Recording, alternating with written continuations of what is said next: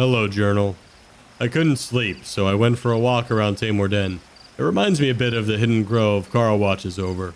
There's a waterfall spilling into the lake and fireflies all around. It's almost impossible to enjoy it, though, with everything that's going on. Miranor showed up with his big, dumb group of bullies and ruined a perfectly good day. He thinks just because he's the biggest minotaur in the tribe that he deserves to be chieftain. It takes so much more than that.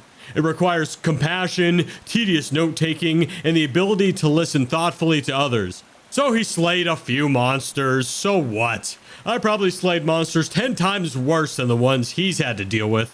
He doesn't understand what I've been through, the perils I endured to get to this point. Maybe if he did, he would shut his big mouth and...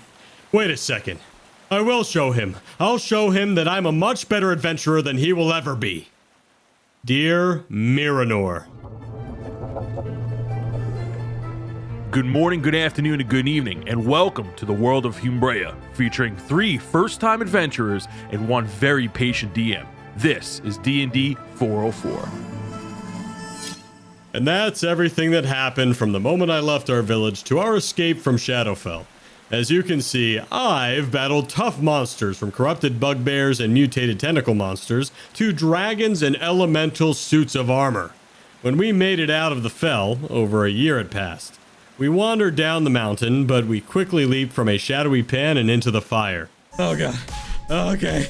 Alright, Sid, we're gonna get through this. I pull myself out and into this room on the right. And can I just simply pull myself out now that I've gone through that? Yes, you use your turn to get stuck and you burst through. Yeah. And you are now in this room that is slightly less on fire, but it is a larger amount of rubble. Is the man in front of me clearly just dead? Yes. Yeah. His face is towards the ground. Looks very bloody. And I look up. Do I notice anything about the hole? There's a wide hole that looks like it goes all the way to the 3rd floor. And then when you look down at the body, you see that something's under it and it's moving. All right, so I push the body off. This monstrosity of something that you've never seen before, a ball of flesh with limbs. It has a human hand. As you see, the dead guard in front of you is missing an arm. You see that its arm is like growing out of this ball of flesh that is essentially just a mouth with grown mutated limbs to walk, and it is snapping at you. Armors, if you could hear me, look out for monsters. And it comes out from underneath the body and it is snapping. It has all these weird orangey blood red eyes. It has it looks like where it came out from the body, it has like that chunk of flesh that it took with it, and then the body like mutated and manifested the rest of it to make this oddly shaped moving mouth as it begins to snap and it lunges at you. We're gonna move to initiative 18. Drell. I don't get to attack or anything? Oh yeah, I'm sorry. Absolutely. You still have the rest of your action. What would you like to do? No, Dan, I you literally get to moved. sit there and think about it. Yeah, I start attacking this damn thing. It's coming at me. Yeah, so I'm just gonna start attacking twice with my rapier first. Ooh, baby. With a 21 and a 26 to hit. Yeah, those both hit. Yeah, and I will be taking an offhand attack with my Mace of Disruption. Oh my. With a 24 to hit. That will hit. So I hit for 27 damage with my rapier, 7 damage with my Mace of Disruption. As you hit it with your mace, it just collapses and falls apart as you just bash this monstrosity into the floor. It's like, and it's just like twitching. It's okay, Sid. It's okay. I'm not scared, you're scared. We climbed our way up the tower and valiantly fought all these maw monsters. Unfortunately for us, the tower did begin to crumble. Boom! A large explosion erupts right before you almost, but with a 17 on your perception check, you caught the trap at the very last minute, dodging out of the way as this large hole in the side of a burning tower reveals the worried people below you as they are gasping and clenching their pearls and yelling in fear as they see the tower roaring in flame. And as you land on your tuchus, just nearly dodging that explosion trap, the tower begins to shake around you as the explosion, nearly destroying the integrity of the tower, starts to rumble and crumble around you. We are still in initiative as the tower is beginning to come down. Is everyone okay? As I peek out of the burning hole with a rope. We are on Armos's initiative as he lands down onto the floor from the massive explosion that he just narrowly escaped, and the tower is shaking around you. It is about to come down. Initiative 17, Armos, using your movement, is there anything else you would like to do on your turn? I look at the trap, I look back at Drill, I look at the building, or the ceiling that's now starting to crumble, and yell to him, let's get out of here. and before the words are out of my mouth, I'm sprinting out the door that Drill's standing in. Hey, what's going on here? And you just barrel through him. So that's going to be your turn. We're going to go ahead and move to initiative 9. Minnis, you pulled yourself on this rope as the tower is now beginning to come down as rocks are falling and the roof looks like it's caving in. Yeah, so I get up on I pull myself up on this damn rope. I'm like, this is great craftsmanship. Guys! I rush into the room. In front of me, I go, are you okay? And I see Armos and Drell in front of me. What's going on? I just killed some dang, poppin' crab head thing downstairs. Oh, you go on 2 minutes? Come on, you guys are mean. Mean, it tried to eat me. Oh, yeah, that's what they do. There's no time to explain. We gotta get out of here. The building's coming down. Oh, okay. And I drop down the hole. I'm right behind you, Minnis. And then I'm running down, and at this moment, I'm really glad that I set this escape route up, and I'm gonna jump off and hold onto the rope and slide down. Yeah, that'll be your whole movement. Next turn, you will go down to the first floor, as well with you, Minnis. Thanks. I'm right behind him. You dash, and you are now sliding down, and you guys are actually pretty close together because you guys didn't wait, so now the 3 of you are on this rope. Drell, since it's your rope, I want to ask you to roll me a pure luck check. Just roll me a d20. No rerolls. Should be fine. No bonuses. 7. Snaps! The rope comes down as it cannot bear the weight of 3 of you. Oh. I would say the rope snaps around the 2nd floor, so everyone's going to take 2d6. Each of you, motherfucker, each of you take 2 points of damage. Hey. As I rolled Half snake for me. eyes. Yeah, this would be bludgeoned, right? Yeah, it is. Yes, Okay. it will be And as I stated, I was in a rage, so I took 1 point of damage. Nice. bullshit. This is great craftsmanship, Joe. Yeah, thanks. Really glad I planned this out. The dead body at the bottom broke our fall. Yeah, you guys land on this dead body and this dead demon. Really glad this broke my fall. I'm sorry. Rest in peace. I'm sorry. We gotta go. Here's what I'm gonna say. Because of the amazing rope escape plan, the hole that you guys climbed down out of is actually right next to the main entrance. So you bypass this whole escape mechanic that I had set up, and I'm gonna say the 3 of you are able to run out as the 3 of you land on this poor dead body. And as the 3 of you run out of the flame building, more explosions happen in the tower as it begins to collapse in on itself. And as the 3 of you run out into the checkpoint crossroads, the tower fully collapses. Everybody's gasping as the 3 of you run out and the tower falls, and people are like, oh my god, the gods know what happened. And people are worried. Hey guys, I found some stuff in there, by the way. Here, Drell, take a potion. Armos, take a potion. And I give them each a greater healing potion. Oh, sick. Oh, actually, Reginald, and I stick one of my greater healing potions into his backpack. Right, because you made a backpack 20, 40 episodes ago. And we never used it. Oh, hey, thanks. I usually put hands in there, but, it's good. It's good. Wait, how do you get hands in there? Oh, this one? And he's chewing on a dead guy's hand that he happened to pull out from the fire. Do you flip it up with your mouth and catch it? That's impressive, Reginald. Yeah, pretty good. He's just gnawing on it.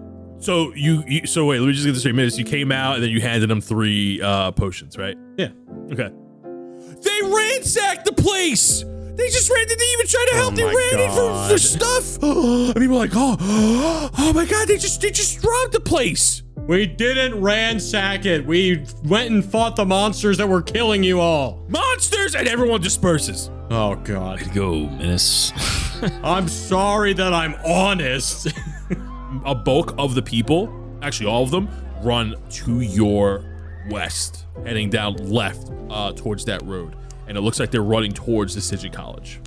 Can we go look at the bodies on the road to see if there's anything of note? So just so you know, the trees around you and like the small shacks and like storage sheds, canopies are all still on fire, and the tower is still burning. So the area is not like the best to be in right now, but you can absolutely check the guards. Are these Red Guard or what are these guys? So when you go to look at the body, you do not see the Red Guard tabards. Matter of fact, you see something a little bit different. They're not wearing full plate like the Red Guard do. Their armor looks more half plate and half leather. The armor looks like it's built for more like dexterous fighters rather than big old knights. And the tabard that they're wearing is navy blue. When you flip over one of the bodies, you manage to get one of the tabards is still intact. So you're able to see the sigil that's on it. You see the sigil of what looks like a cog and a mountain, like half a mountain with magical shines on it. And then the other half is the cog, the crest of Lord Baron. You instantly recognize that symbol, Drell, as you've seen this banner flying outside of Lord Baron's divider. That's the sigil of Lord Baron's guards. So, and the two of you actually would have seen this when you were at the Sigil College briefly. The banners are also there. I just forgot to mention it at the time. Do they have any sort of insignias or like identifying things for like who they specifically are? They got a wallet with their ID in it. Yeah, or like something on there, like on their actual uniform that like states, I don't know. In the state of their bodies, you wouldn't see anything. It looks like they mostly were half elves, and one of them was a dwarf. However, they didn't have any like dog tags or anything like that on them. If you were to find information like that, it would have been in the tower. Fuck. I'll go back. No. All right. Well, Lord Baron's not going to be too happy about this, but especially these townspeople get back to the fact that telling him that we robbed the place, Minnis, you just couldn't left the stuff, huh? I'm sorry. I found health potions. I wasn't just gonna leave good health potions there. All right. That makes sense. Well, man, it's really inconsiderate of you. You should learn how to read the room. Okay, fine. I'll take yours back, Reginald. No, backsies. He like moves his bag away from you, just like out of reach. I'm not really good at this, but I'm a cleric now, I guess. So I would like to give them some prayers. I think. I don't know how this works, but guards of the blue, I wish the best for you. As your soul goes on, let your spirit move on. All right, cool. Good job. I think we did it. Thanks, Sid. Thank you, Sid. That was beautiful. Actually, you probably said it better than me. Make me a religious check. It's not a good face. It's an 8. Okay. Is there anything to note when I just do like a quick glance around that we need to investigate here, or does it seem like we're so as you're looking around, need to get out? This place looks pretty much done for. Everything looks burnt. The canopies, the sheds.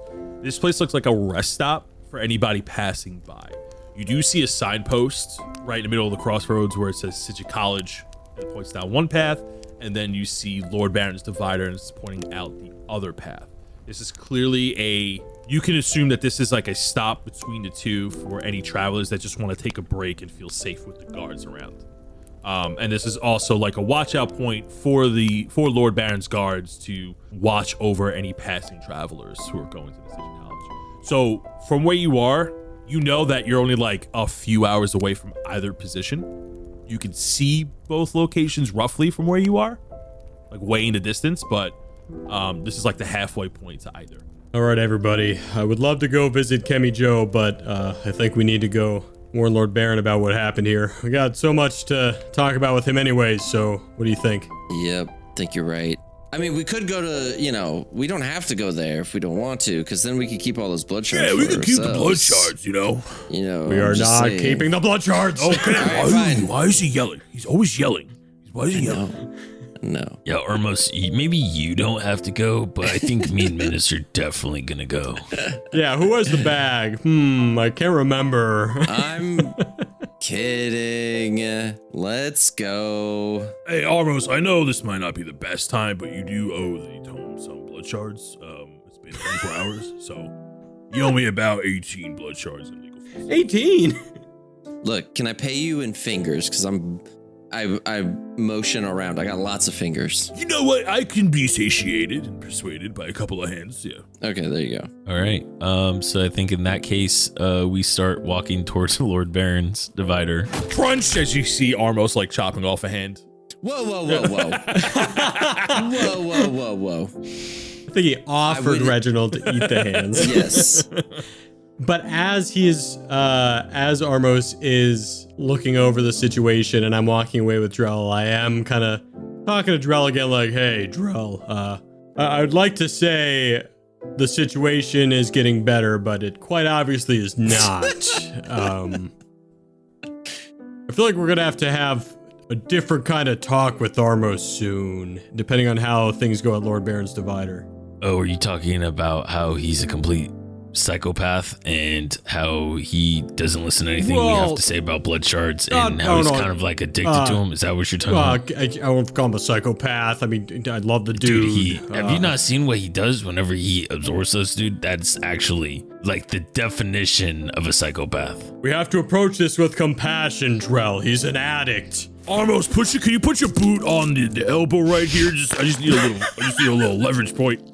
Nope. What do you not mean, no? doing it. This is what do you mean? This is all you. This is you. I just said I need a little help. It's really stuck I'm on not there. corroborating. What do you mean you're not cooperating? You see this, Minnis? He'll literally doom 1,000 souls just because he feels like it, but he doesn't want to break off one little arm. It's insane. Guy's already dead. He's probably already sent that guy's soul to like damnation, but like he doesn't want to rip off the arm. I don't get it. See, he's troubled. In the background, you hear, wait, is that a blood shard? No, never mind. You see one of them. You see the body that Reginald is like working with, just like flops over. He's just trying to drag the whole body with him. He's like, Addiction is a real problem, Drell, and we need to help him through it.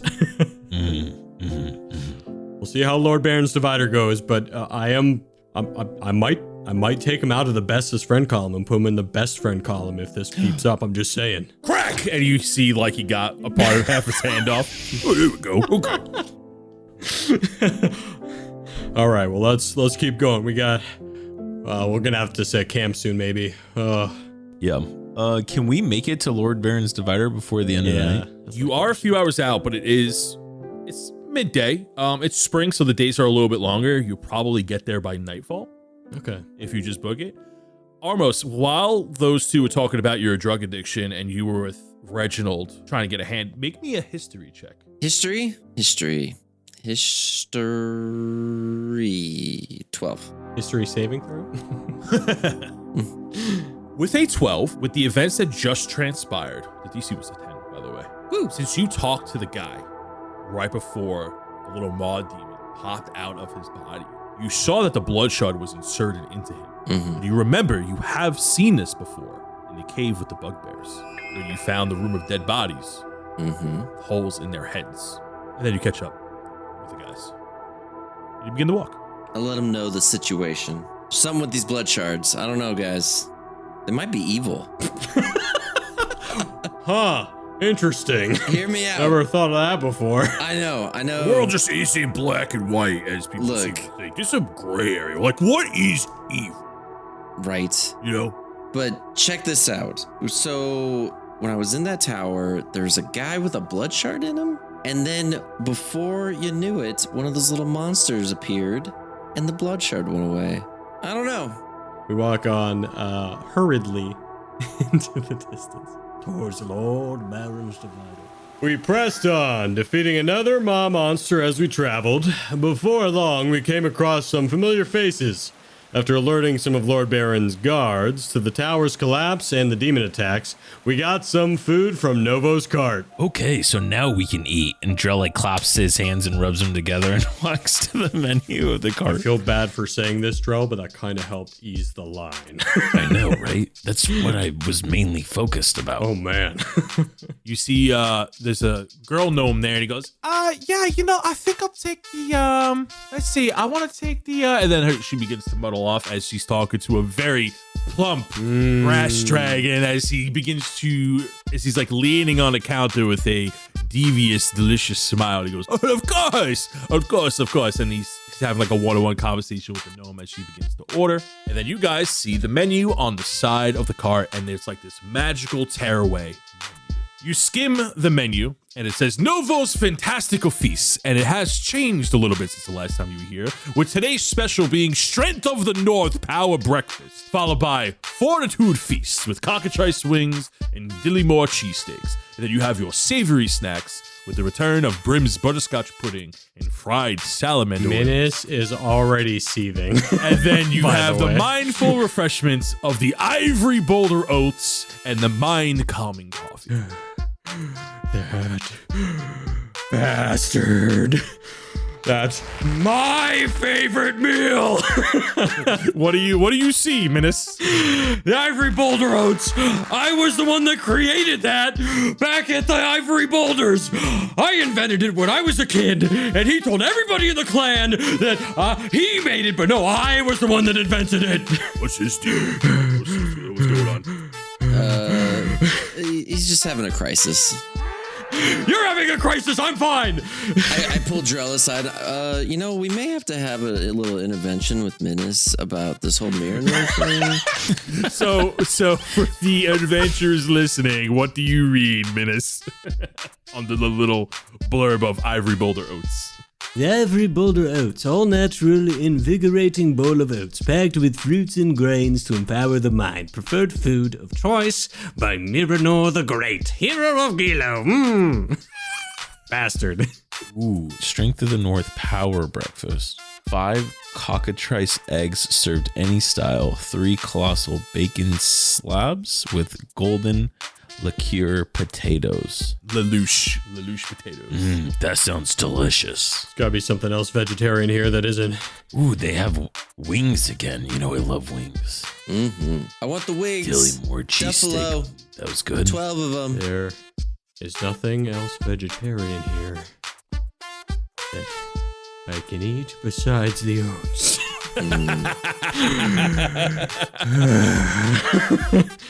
I could get desserts, but I need sustenance. I am at a cross path. Okay, I think I'm gonna do what I did last time and get one of everything. Drell, you approach Novo's cart, and he recognizes you almost instantly. He goes, "Ho ho, adventurer, slayer of the young green dragon!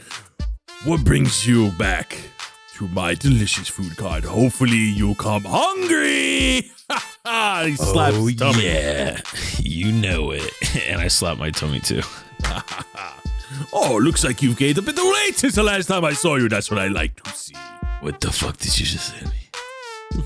I think you heard me, big one. It's cutting season. I'm trying to lose weight. It's spring. Summer's right around the corner. You think I'm bulking right now? Fuck. It's always bulking season when you come to Novo's Fantastical Feast. What can I get you, my big friend?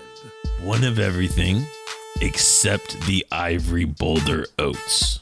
Of course, because the Strength of the North Power Breakfast is more breakfast than you'll ever need. You know that's right. How would you like those eggs, my good sir? Sunny side up. Man who enjoys breakfast. Ha ha! Wonderful! And you see a bunch of mage hands behind him begin to cling and clang as pots get assorted, and giant eggs the size of your head get pulled out and just begin to crack as spatulas and beakers and ladles begin to move behind them. I can hear the song in my head. Ormos, you go. I'm still mulling this over. Yeah. I will take the wings, Duffalo, 12 of them suckers. And you know what? I'll take a cheesesteak to go. Ha! Fantastic, Red One. I believe you got the same thing last time. Hey, listen, consistency is always a good thing. And I'll tell you what else is consistent. My flavor! Bing bong, king clang, flame roars, and then through the chimney of the turtle shell cart is a roaring magical flame. And for you, little cow friend. I would like to file a complaint. Against Novo's fantastical feast? I've never had a bad review. It's not You haven't even ordered yet. you, Novo, but I can see that one of your menu items was stolen. Stolen? I have curated and designed each of these recipes myself. Those oats, a recipe that I created back at the Ivory Boulders. They were referred to me by a mighty hero. Yes, because he figured out the recipe from me. Novo uses stolen recipes, Minnis? Is that what you're trying to tell me? No, he used a good recipe that he borrowed from me. My name should be on there. Oh, yeah, Miranor just borrowed it then. I always add crowd favorites to my menus, and the more they sell, the more I keep them on there. And when I was stationed and selling my wares at Gilo, the whole crowd just raved about this Miranor fellow, and he did bring me the Hydra neck kebab from last time, and I was like, oh, another more people raving about this ferocious warrior who brought me such delicious Hydra neck that I just had to add a permanent item to the menu. It's a crowd favorite. The hero of Gilo, they called him. Something about slaying bugbears with some companions. An artist doesn't do art for the recognition. He does it for the good of the people. I'm just glad people like it. I will take 1 butterscotch pudding, 3 ivory boulder oats, and 1 calming coffee, please. Thank you very much. I love what you do, Novo. Keep it up. Ah, wonderful! That is coming right up. Cling clang, bing bong, roar, roaring fire. As he begins to make the food, he does place a nice big old cup of coffee right on the counter for you to take. As all the needed food this. becomes prepared. I sip from the coffee. Would you like any toppings on that? On what? On the coffee? Oh, yeah, I'll take some oat milk. Thank you. Here you go. And he hands you a small pitcher of like one-time use oat milk that you can pour in. And as you pour it in, it goes poof, disappears. Wait, this is gross. You guys drink our milk? Hearty Minotaur milk? Yes. So is the rest of South Trillis. That's weird. You're not supposed to drink milk after, like, infancy. That's bizarre. No, it's not. That's a weird custom. It's weird for me. A lot of people drink milk. Well, you're not supposed to after infancy. What is it? I didn't know people drink our milk. I mean, this is having a crisis again. Oh, Minnis, don't you worry. Wait till you see where steaks come from. Oh, what are steaks? Don't worry about it. I'll do the chocolate drizzle. And you see like a mage hand like drizzling on the coffee, and you get this beautiful cup of common coffee. And this coffee is the best cup of coffee you've ever had, and it does indeed calm you. And the next time you cast a spell, Minnis, please let me know. I'll let you know when I cast a spell too next. So you guys ring up your order, and it's going to take a few minutes for it to come out. And you see Kemi Joe and Artemis place their orders, and they both got a dilly cheese steak sandwich and a cup of coffee, and they begin to eat theirs as your food comes out. Mm-hmm. Oh, before I leave, Novo, can you do anything with this? And I hold up the bag of Maw Monster. He goes, oh, you brought me some meat.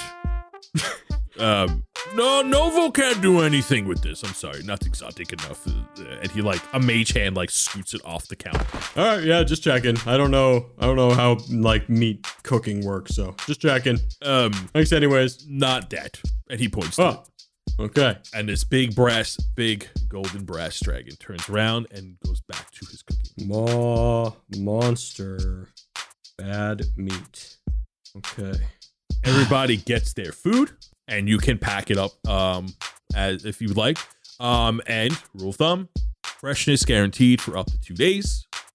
Let me know what you're eating now, and then those effects, as last time, will last up to 24 hours. As much as I hate it, I eat one of the oats because I miss it. Oh God, I miss it. Drinking the coffee, even though it doesn't really do anything for me. Calms you down. It's one of the best cup of coffees you ever drink in your entire life. Drell and Alec both love coffee, so that works. Nice. Does anything happen with the oats, or I don't know yet? Yes. So when you eat the oats, you feel like your mind sharpen up, like you've been energized. Like you just ate breakfast in the morning and you feel like you're ready to tackle the day. For the next 24 hours, you get advantage on all checks and saving throws that require intelligence and wisdom. Meeting my wings. Wings. You got the 12, right? Yep. Go ahead and roll 4d6. That's how many temporary hit points you get. Woo. This is like towards the end of the day, right? Yes. Right? Yeah. Okay. Yeah, I think right now Drell's gonna put the rest in his Tupperware. I forgot about that. Go ahead and subtract the gold, and you guys are now at this camp, and you're talking to Kemi Joe and Artemis. And so we caught up with Kemi Joe and Artemis. Since it had been so long, we had a brief birthday celebration of sorts, passing each other gifts and eating cake. We told our friends of the dangers that we faced and the troubles yet to come. We parted ways for the night, and, of course, like always, the three of us kept watch. So, the three of you begin to go to sleep. Is anybody taking watch? I'll take first watch. Yeah, I can take the second one. And I can sleep. No, I'll do third. You want to bring out your lizard again? No. Poor little Max. Nope. Never seen the light of day.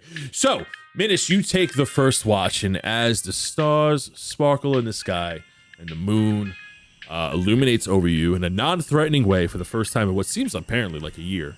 Oh, it's good to have spring breeze again. Roll me a perception check. Here, go sit. Here's the rest of that coffee. Oh, 21 with advantage. With a 21, about an hour into your watch, sipping on your coffee, you hear a rustling in the grass near your campsite. My eyes go wide. Sid, Meh? you heard that right? Meh? Fingers. Reginald is flopped over. All right. Just gonna cast a spell real quick, Sid. Just because. I don't think there's anything wrong happening. It's just a precaution, okay? Meh. Yep. Just a precaution. And I'm gonna cast Detect Good and Evil. Read me what that spell does again. For the duration, you know if there's an aberration, celestial, elemental, fey, fiend, or undead within 30 feet of you, as well as where the creature is located. Interesting. I'm glad you read that. Hold on. I don't know if that's good or bad. You go ahead and you cast this spell. Sid goes, and then boom, this holy aura surrounds you within 30 feet. You look in a direction where you heard the grass rustle. And this spell tells you, like, you know what it is, right? It defines what's near it, if you hear. What it is and where it is. You know that within 30 feet within that grass area is an aberration. Do I know what an aberration is? So, aberration type creature is like anything eldritch or from space, technically. It's like a creature that is not it's not a humanoid creature, but it's not necessarily a demon or an angel. It's out of this world, like a beholder, Like a Cthulhu. I know a beholder's an aberration. I'd be there. So, you sense an aberration within the tall grass. Everybody wake up! Yell at everybody. As you yell, you hear the tall grass rustle again as if it seems startled, and it starts to dash away. I run towards it. You run into the tall grass as the trees begin to come into view. You're not in a forest, but there are a number of trees becoming denser and denser. Go ahead and make me a perception check as you are searching for this thing. Well, I still know where it is, right? Oh, yeah, so you're actually tracking this thing down. I'm sorry, because it's actually good and evil. You are tracking down this aberration, and you are following it, and it does not seem to be let up, but you hear the sound of its footsteps isn't like normal running. It's like a gallop. Guys, there's something out here! You don't see it over the brush, but you do see like a shadowy figure that you're chasing after. You just can't make a solid description of it. And then just like that, it disappears, but you still sense it within the air, and then you run, and you are now like under a tree next to a giant rock. There's a few trees, but you feel like it's right on top of you. And then you look up, and there is this big green cyclops eye staring right at you as it is right above you, hugging the tree like a koala. And it has a large, toothy grin with 3 prong-like claws as it's grabbing onto the tree. We weren't able to capture the Nothic, and after looking around some more, decided to rest for the night. In the morning, we met up with our friends again and left for Lord Baron's Divider. Cammy Joe walks over. Hey guys, how's it going? You guys are early risers too, huh? Sure are, Kemi. Haha, mornings are for the ones who seek glory. Artemis, it's good to see you again. When we make it back to the Cedric College, I want to hear all kinds of stories from your past, okay? And you will have an earful, my new friend. That's good. Do you like games? I love games. Oh, we're gonna play so many games. Especially ones that end in glorious combat, surrounded in an arena of people who cheer you on. Yeah, that's cool. I like that. That's cool. He stares off into the distance. I like this guy. All right, well, we gotta get going, so I'll send you some letters later, though. Don't you worry, Kemi. We'll keep in touch. All right. And Artemis, good to see you. Good to see you too, Teddy. Aren't they going to Lord Baron's Divide, or are they going back? They are heading to Lord Baron's Divider. I thought you were going the other way. You're going to Lord Baron's Divider? Oh, I gotta turn this in. Remember he said he goes back and forth. I thought you were heading back. Goodness. Does no one else listen to conversations besides me? We can travel together. Friendship. And I do my secret handshake with Kemi Joe that we wrote about together. Armos, please. All right, look, listen. I know you're contractually bounded to give me blood shards, but like I'm really gonna need it today. Okay, please. You know what? You're gonna have to just snap on your fingers. And I'll cut a deal with the big guy. Okay. We're the 5 best friends that anyone could have. We're the 5 best friends that anyone could have. We're the 5 best friends that anyone could have. Armos' We'll worst never, day. never leave each other, and we go to the divider. Da, da, da. This is worse than the realm of blood and pain. Armos leads the way down the road. Perfect. The 5.5 of you make your way to Lord Baron's Divider. And Armos, the entire way, you are not feeling great. Reginald is also not feeling great. And he's, the entire way over, he's like badgering you about this contract. And you know it has been some time since you fed the tome. Even though it feels like yesterday, technically, with the massive shard that you absorbed in Shadowfell, he's giving you, he's like tapping on his watch, his metaphorical watch. And the 5 of you go down the road. Minnis, you start to share stories of Kemi Joe and you're hitting it off. Artemis is like keeping an eye out for anything that may arise. I would like to also give an inspiring talk and give everyone temporary hit points. Oh, okay. Go ahead and give us a taste of what that speech sounds like. I'm maybe having withdrawals from blood shards, but you know what? We're gonna get through this together because I need you guys. And I need blood shards, but I need you guys more. But these, yeah, we're gonna keep going down this road. And you know what? Up to 6 of you are gonna get this lovely temporary hit point of 15. Oh my god, Amos, I didn't know we were close like that. And Kemi Joe hugs you. Truly inspiring words there, Red Friend. Yeah. And as you give a inspiring speech and Reginald is like trying to distract you the whole way, you come across on a hill and a large castle tower emerges on the horizon. The castle looks fortified and well maintained. The fortified castle is surrounded by a river with blooming foliage growing within the marble cracks. You see the main entrance, and it's a large, tall staircase that looks like it's made for giants. And as you gaze, Drell, you know this is Lord Baron's Divider. The fortress is a stronghold and a beacon of the border it's sworn to protect. Separated on the island, there are 2 traveling checkpoints on either side of the fortress island that allows passage between the 2 kingdoms. The 2 checkpoints next to the fortress have a decorated gate of passage that arcs over a well-kept dirt road. Along these gates are well-kept sturdy guards, checking the papers of those who pass through it. There are no connected walls attached between these gates. At a glance, you could assume you could just walk around it, but the more you look, you notice that there are these shining beacon towers in the distance that spread throughout the horizon. Slim guard towers with shining beacons on top. For those of you that are akin to magic, Minnis and Armos, you can feel the presence of a barrier protecting the land.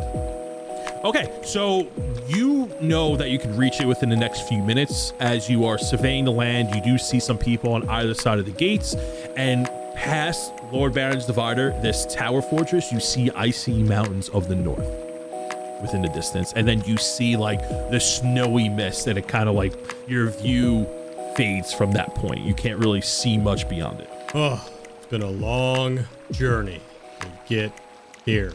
My goodness. Oh, it was a crazy journey to be sure, but we finally made it to Lord Baron's Divider. Kemi Joe, of course, had his own work to take care of, but the three of us met with Lord Baron. That's right. We met face to face with the Lord Baron. And he puts his hands together, and he folds them, and he puts it on his desk, and he looks at the three of you. He goes, "Welcome, Armos, Drell, and Minnis. Please have a seat. I believe there's much to discuss." I took on Drell's pants. I'm like, Drell, he knows our names. I don't know why you're looking at me. I didn't tell him. I sit down. Wait, Armos actually sat down. Oh shit, this has gotta be serious. Wow, yeah, he always stands during these. This is the first time I've seen he him do actually this. sat down. We're Should we be beta. worried? He's a beta. I'm gonna stand. No, I'm just kidding. Charles is that too. He's a beta. I go, sit down. So, first things first. Introductions. I already know who the three of you are. I am Lord Baron, protector of the divider between the Kingdom of Aramor and the Kingdom of Brim, leader and protector of the Sigil College, and everyone who lives within Trillis. I believe the three of you have something for me. I mean, we got lots of things for you, to be honest. Well, there's Bro. no time like the present. I am not getting any younger. Drell, bag. Okay, so yeah, this is where Drell pulls out his bag, and as he's rummaging, Drell's kind of just rummaging through his bag, trying to find, okay, where did I put this? Okay, here first. So long story short, we were in Shadowfell, and we came across these plans, and I pull out the folder of documents that I grabbed from the other tiefling's office, and I slide them across the table to him, and I tell him, it looks like they were trying to plan some sort of assault, either on the divider or the Sigil College, not really sure, but yeah. You see he quickly takes the papers as he's listening to you. He's quickly skimming through them, and he's sorting them as he's reading them. As he's doing that, I want to stealthily I want to try to grab a few of the, like, as I'm just looks like I look like I'm still looking for like a bunch of stuff, and I want to try to just slide a few blood shards out of the bag that I'm gonna give him to like keep a few.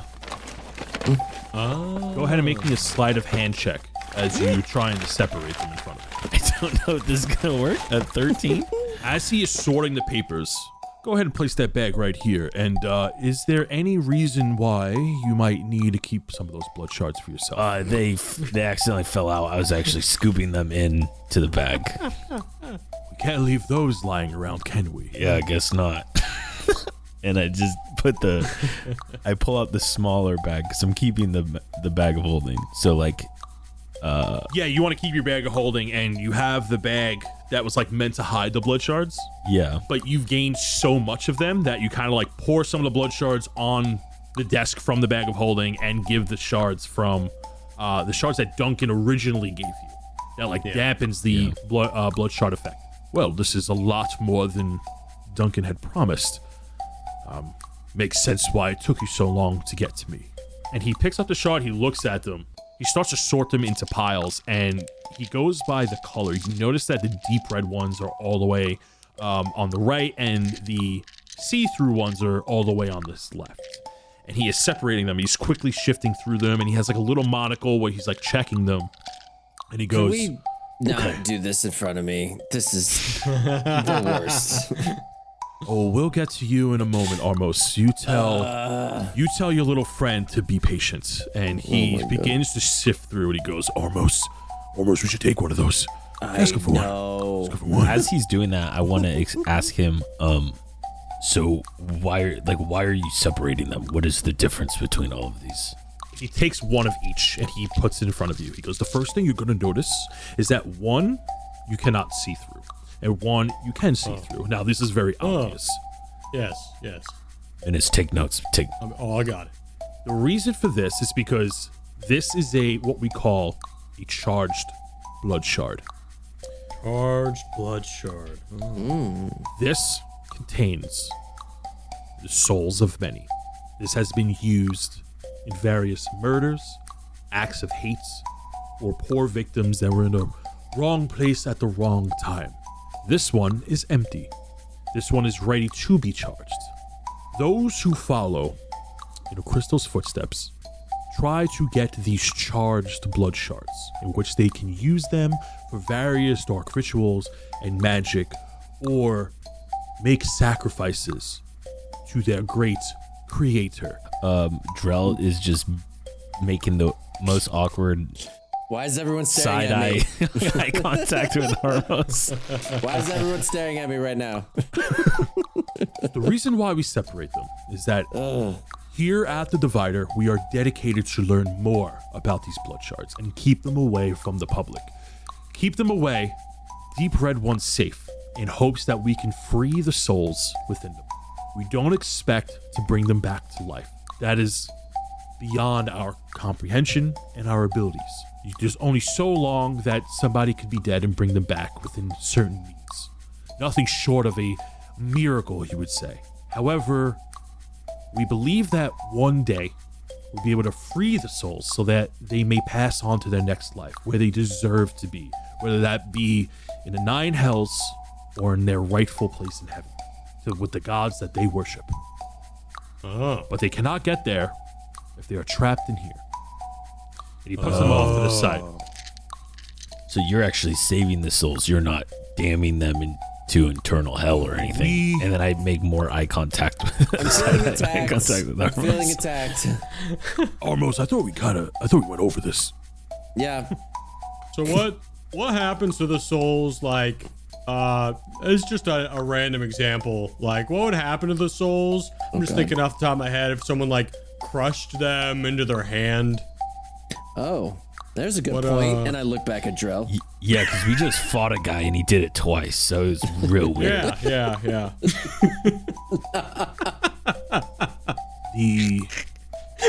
That's a really good diversion. Are you familiar with what a phylactery is? Oh, I'm not into that. What? A phylactery is an item that is charged through certain magical means. Typically, these are common among liches, absorbing souls so they may keep their life going. Oh, that's not what I thought you said. Now, you may be more familiar with this as the term Acrylis shard may come into your mind. An Acrylis shard is powered by these blood shards, and an Acrylis shard held by few may absorb the power of these blood shards to cast powerful dark magics. More commonly known as blood magic. Oh, yeah. And what color are those ones? The Acrylis shard looks more of like a perfect gem. Yep. They are normally socketed or come from great magical items. So an Acrylis shard can be formed. From what we gathered, the Acrylis shard is either A, gifted to a select few from a Christo himself, or they are formed from great, powerful ancient artifacts. Okay, good to know. So, couple things. First, I just want to make sure you get this paperwork, and I put Yuri's paperwork on the desk. Yeah, this is the guy that kind of blew up Dillmore, so I just want to make sure you have those plans. Obviously, Drell gave you that. I think Drell has a few blood shard arrows as well he can give you. This is a great segue. These weapons that you are handing over, this is how blood shards get charged, through the arms of their servants. Now, it is within my understanding and a well-informed guess that you have run into the Red Dawn by now. Yeah, Yeah, you can say that. These blood shards have been charged by the members of that guild. They go around, they kill, they slash, and then once the blood shard is charged, they hand it over to their superiors, and then they repeat the process.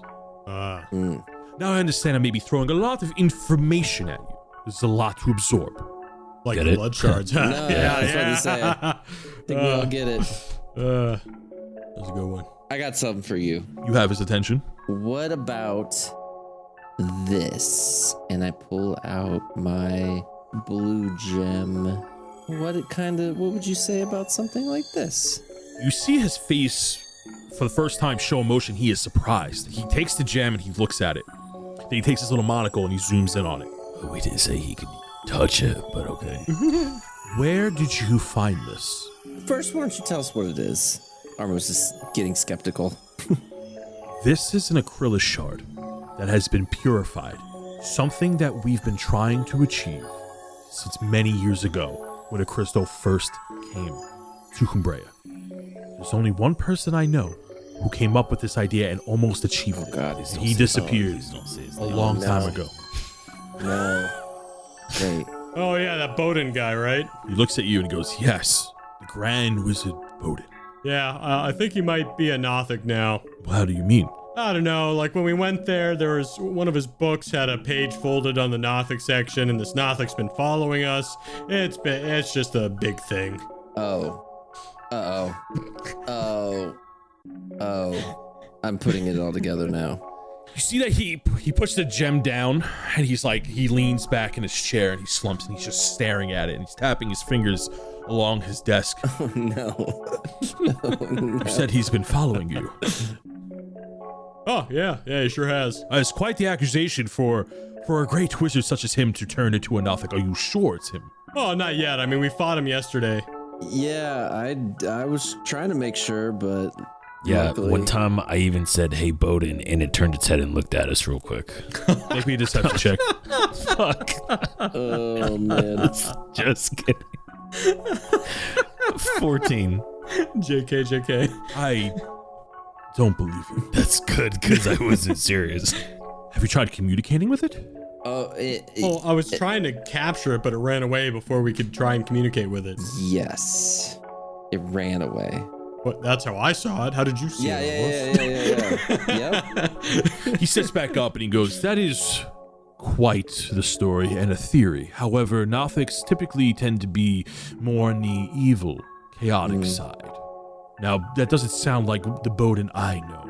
However, I haven't seen him in quite some time, so any theory is not beyond me, and I am always open to suggestions. However, that is a wild theory to be had, as Bowden is not that type of wizard that I know. I'm just saying, when we went there, he wasn't there. Nothic page folded. Yep. Nothic following us. You think you know a guy, you know? Armos is like pissed that he's now just putting this all together. Like that he finds himself pretty clever, but Almost, you gotta take notes like Minnis and I look over at Minnis and I'm just copying his notes.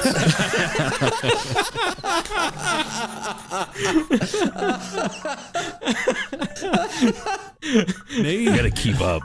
oh Nay. wow. We have been trying to achieve this for many years. May we keep this? What? If we say no, Wait, we know someone with a blue shard as well. I kick Minnis in the shin. You see two? And he like stands up and he's like leaning over the desk. And he goes, you seen another? And he is 9 feet tall. You need to get out more. I look up, I look to Drell, I look up, I look to Armos, I look up. Just kidding. He takes out a handkerchief and he rubs the sweat off his brow. This is a lot to take in. He looks out, he turns towards the windows and he looks back at you. He goes, okay, what we are trying to achieve here is a way to stop a Christo. Well, that guy's dead though.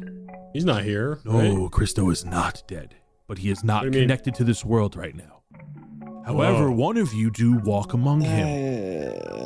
He looks at you, Armos, and then he looks at We Reginald. all turn our heads. Everything's coming together right now. Drell scoots his chair in the opposite direction of Yeah, we both just Armos. kind of.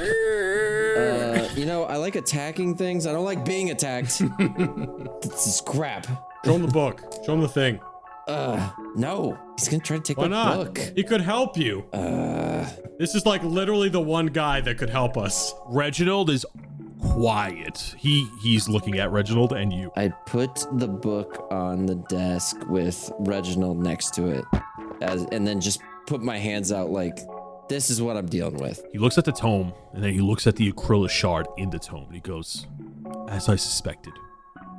And he sees that the gem is glowing and it's deep red. So you have been charging the shard, have we? I kind of have to live. It's kind of the problem. Oh my gosh, that's what he's been doing at night. You see that he doesn't touch the tome, and he just looks at it. He looks at Reginald. He looks back at the tome.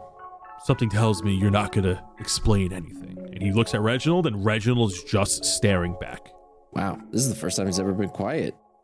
What is your contract that you've made with this demon? Who is your contract with? I mean, some guy in this other realm. There's whales in there. There's a bone whale. That's kind of cool. But Writes down bone well on a piece of paper. Yeah. And then there's like a big bridge, but it's not all the way there, and it's leading to a castle. Yeah. Drell writes down, I knew we shouldn't have wrote our names in that book, and shows Minnis' notepad. Now Minnis is putting his own logic together going, So yeah, it's the big man. It's a Christo. He tosses some papers off his desk as he turns around in rage. He takes like a heavy paperweight and he throws it across the room, and it lands on the floor and it rolls away as it leaves some cracks in the floor. With his back towards you, he looks over his shoulder. He goes, how far is the bridge? Halfway. I squint a little. did you know about a bridge drill? I didn't know about a bridge. What fucking bridge? Yeah, what is this? Oh, you guys haven't been taking notes? Drell, you have seen the bridge for a minute when you died, and when you popped up in his world because you signed the book. Fuck, I do know what Will is talking about. You know what that bridge symbolizes. Yeah, it's coming together pretty quick in this conversation. That is the bridge between his world and ours. Yep. Figuring that out. And the more you fill that tome, the closer and stronger his connection to this world is. That more monster that you've been lugging around and this one. showing our constructs and have now dragged into my office is the result of the connection between our worlds. This wasn't happening a year ago because there was no connection. The stronger you connect our worlds together, the worse the things are going to get. And unfortunately, whether you decide to stop or continue, it is going to happen. The cogs are in motion. The Red Dawn know this. Oh. And whether you continue it or not, they are going to complete that bridge. Because the original person who formed the bridge the first time is still alive. Who was that? Vero Grimgar. Oh yeah, we met that guy. Do you know his location? Kind of, and I look at Armos again. We have a strong guess, but we haven't been able to get eyes on him because the city is currently shut down by the Queen of Aramor, the city of Stratham. I mean, I know I asked for something. I'm pretty sure Armos asked for that exact thing. Because Ritz Gulak is with him. Yeah. Yeah. That's all I want to do. That's the whole point of all this. All I want to do is get that SOB. So you're willing to damn the world to get to that for revenge. If it means getting my dog back, then yes. We got our own priorities. Rubbing his cheek with his finger as he's thinking to himself and smacks his lips. Armos is getting pissed at this point. It's true that all bad news has a silver lining. And this silver lining is pretty bright. And he looks back at the purified acrylic shard on his desk. We have been trying to make that with Bowden's notes. We think this is the solution. But we haven't been able to make it. because those that can craft weapons of the blood shards are hard enough to find, let alone finding someone that was able to purify it, and finding someone who could socket it into a weapon. Oh, into a weapon. Oh. Well, that's a great idea. We had a group of adventurers once that we tried to do this. Let me ask you a quick question. Yeah, what's up? When do you think a crystal's first appearance into Humbrea was? 100 years ago. Wasn't it like, what do you say, like 200 years ago? No, that was the second time. Oh. But not many people know this, because evidence of the first event were destroyed when it happened, because it was far more devastating. If it wasn't for Horatio leaving with a Christo in the city of Thalor, the world would be in a much dire state than it is right now. Armos, that's where you're from. The reason why there is no news or very little evidence of the first encounter with the Christo, because it was in a heartland, and the heartland, which you guys know is the continent across the ocean, is one of the 4 major continents of Humbrea, was completely wiped out when he first came, because he ravaged and pillaged the land, and everybody who lived within the heartland was eventually gone. It is currently still a wasteland to this day. Can I roll an insight check to see if he's telling us the truth on that? Go for it. Fuck. An 11. It's very compelling. Who's the guy that left with the Christo? Horatio. Yeah, Minnis, did you ever read one of the books as you were a kid? So you know that the Red Catastrophe, like being like the first event, and you know the name Horatio is a bit of a household name. Some people don't believe it actually happening because it was so long ago. But you know that a Christo came and he took Horatio with him, and upon that agreement, a Christo left Humbrea, and Thalor went with it as an outcome. That's crazy. I was there when it happened the second time. I watched Horatio get taken by a Christo. I've watched the city of Thalor get blown up simply by him leaving. We believe that when he came again, we would have the proper tools to fight him. We simply do not have the weaponry to take him on or his army.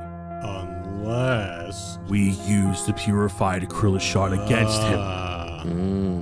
And perhaps finishing that bridge is necessary and getting rid of a Christo once and for all. Oh my god, I'm so glad you said that. Give me some blood shards right now.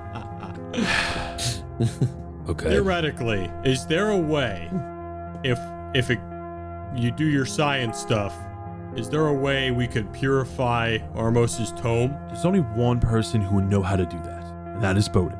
Dang it. We have been studying for quite some time, and whenever we think we're close, it's 1 step forward and 2 steps back. Whenever we think we have it just right, it shatters and it breaks.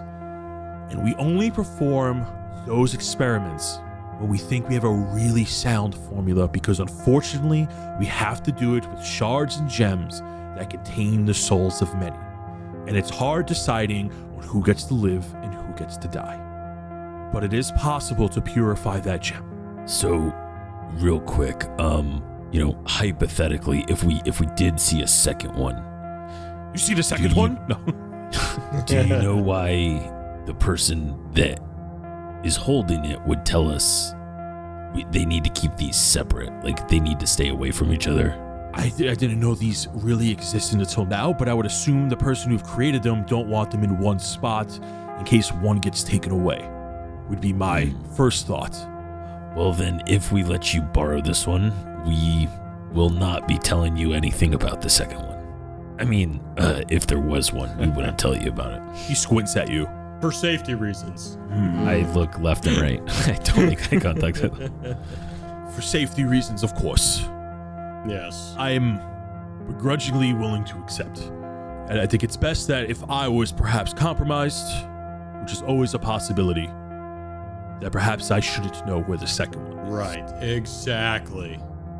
In addition to this, while we have been trying to recreate from these notes to create a purified acrylic gem, we have sent out several scout troops to find a blacksmith that might be able to socket one of these gems. Oh, we know a guy. You're telling me that you have a purified gem and you know a blacksmith? Do you get out of this castle? I feel like we've just been stumbling not upon some of anymore, the no. greatest people there is. Tell me his Okay. name. Well, I mean, he's a pretty cool guy. His name's Ulrich. Ulrich Shield Dust. He smiles as he laughs to himself. He's, Ulrich is a great and very talented blacksmith, but he is not one of the blacksmiths we are looking for. Oh, man. I was really hoping he could use this cool hammer, and I just pull out the hammer. Just get out of my bag. His face drops. He goes, "Oh my! Today has been quite a day." Minnis, get out of my bag. Why? And I He takes a sip it was of ale. mine. Sorry, yeah, put this back It's in the my bag. hammer. Is that Rin's hammer? No, it's Drell's hammer. But I think it was originally called, I think it originally was Rin's hammer, but yeah, now it's Drell's. Okay, sure. You got a lot of pieces to the puzzle here. I am quite shocked, and now I'm glad that it took you this long to get here, because I can see why. Well, unfortunately, this... Hold on. Sidebar. Drell, come here. Armos, get over here. Me too. Yeah, no, do you think he'll give us like a big reward for this stuff? I'm just saying. Well, yeah, Minnis, I'm not going to give all this stuff to him for free. I'm not an idiot. Okay, we're on the same page. Wait. Same yeah. page. What, you think I'm giving him the gem? Like, Yeah. that gem ain't leaving my sight. Yeah, I mean, we'll give him the gem, but for a lot of money. Whoa. There better be a lot of blood shards in there. What? Oh, what are we gonna do with the gem? We don't know science stuff. Yeah, anyways, and I break back up the huddle and I go, unfortunately, a lot of this stuff that we've gotten from the Red Dawn. So this hammer, the attack plans, all of that was in one room, which after discovering it, we shortly had a conversation with Vero. So it's great we have it now, but it kind of shows, I think, what the other side is preparing for. He's stroking his beard as he's listening intently, and he goes, "I didn't think the Red Dawn would have this information. This is truly unsettling, but it's good knowledge to know. If they have this hammer, and you have the purified gem, this is a great setback for them. They are aware that perhaps these gems could do some serious damage and thwart their plans. Oh, they don't know we have these gems. But they know about the gems." And he shifts through the papers again that you handed him, and he takes out the piece of paper that says Abomination Gem that has it circled. Oh, yeah, I guess they do. Yeah. He goes, "But they know that it exists. They just don't know where they are. We had an adventuring party. Odin adventured with two others for the same goal. One of them did not return, and the blacksmith we are looking for is missing, Scoreus. Oh yeah, that guy. We have several scout parties looking in the north, south of most southern point of Trillis, and into the Kambuki Isles. They have been gone for some time. We rotate scouting parties, and we have not found any blacksmiths or Scoreus that are capable of doing this job just yet. But we are vigilant. We have the tool. We have a gem. We may or may not have location of a second gem. We Interesting. don't. Hypothetically. Yeah, and even if we did, for your sake, we wouldn't tell you. I'm a man of numbers and statistics, but I've always been against of fate and destiny. But by the gods, when it's lying before you, sometimes you just have to yield to the facts. I believe there's a reason why you are here today, and sometimes you just need the blessings of the gods. And this, I believe this is what it is. Yeah, and that reason is Duncan. Good man. Duncan is a very good friend. I haven't heard from him in quite some time. Yeah, we haven't either. He could be on holiday. I hope he is. Settled down. Could have settled down. It's been a couple months since we last seen him. We are aware of the corrupted presence in Gilo. And I believe they know that we know that they know that we know. That we know they know we know they know. I know. Tell me, what is your next move? Probably heading to the Red City. That's where that guy is, I think. Do you know anything about Stratham? No. Okay, well, the city is locked down by the Queen Aramor herself. In fact, practically half her militia is stationed outside of the city, keeping all things out and away from that city. Oh yeah, well do they know about people that could do this? And Minnis goes invisible. Poof. There are many great wizards among their ranks that can do that, of course. Oh, I guess I'm not that special. Dang it, Sid. I thought that was gonna be cooler. That was gonna be a cool moment. Is there a way to get in, or what do you think we should do? Because we got to go kill this frog thing for Armos. Please. It's all I want to do. If we can do it a better way, if we can be more prepared for it, I mean, I'm obviously all for that. Believe me, with my rage, I think we're ready. We're really prepared. How can we help each other? Yeah, well, first, we did just have a team huddle. These items, by the way, obviously are not going to be free. I think you probably already know that as well. But yeah, go ahead and answer Minnis' question. And Drell, kind of backs out. Of course, for your troubles, you will be compensated. Yes. I don't know of any sound way of entering the Red City short of the Queen's blessing. However, that city is just not an abandoned city. It is a city overrun with monstrosities. It is a fallen city. It was the old capital that fell when a crystal first came. We were lucky to barely get the King of Aramor out of there before he fell deathly ill from its attacks and shortly died a few weeks later. For what we know, the city is overrun with demons from his very realm that just didn't go back. The militia is stationed out there not to keep people out, to protect people from going and keeping whatever evil within its walls.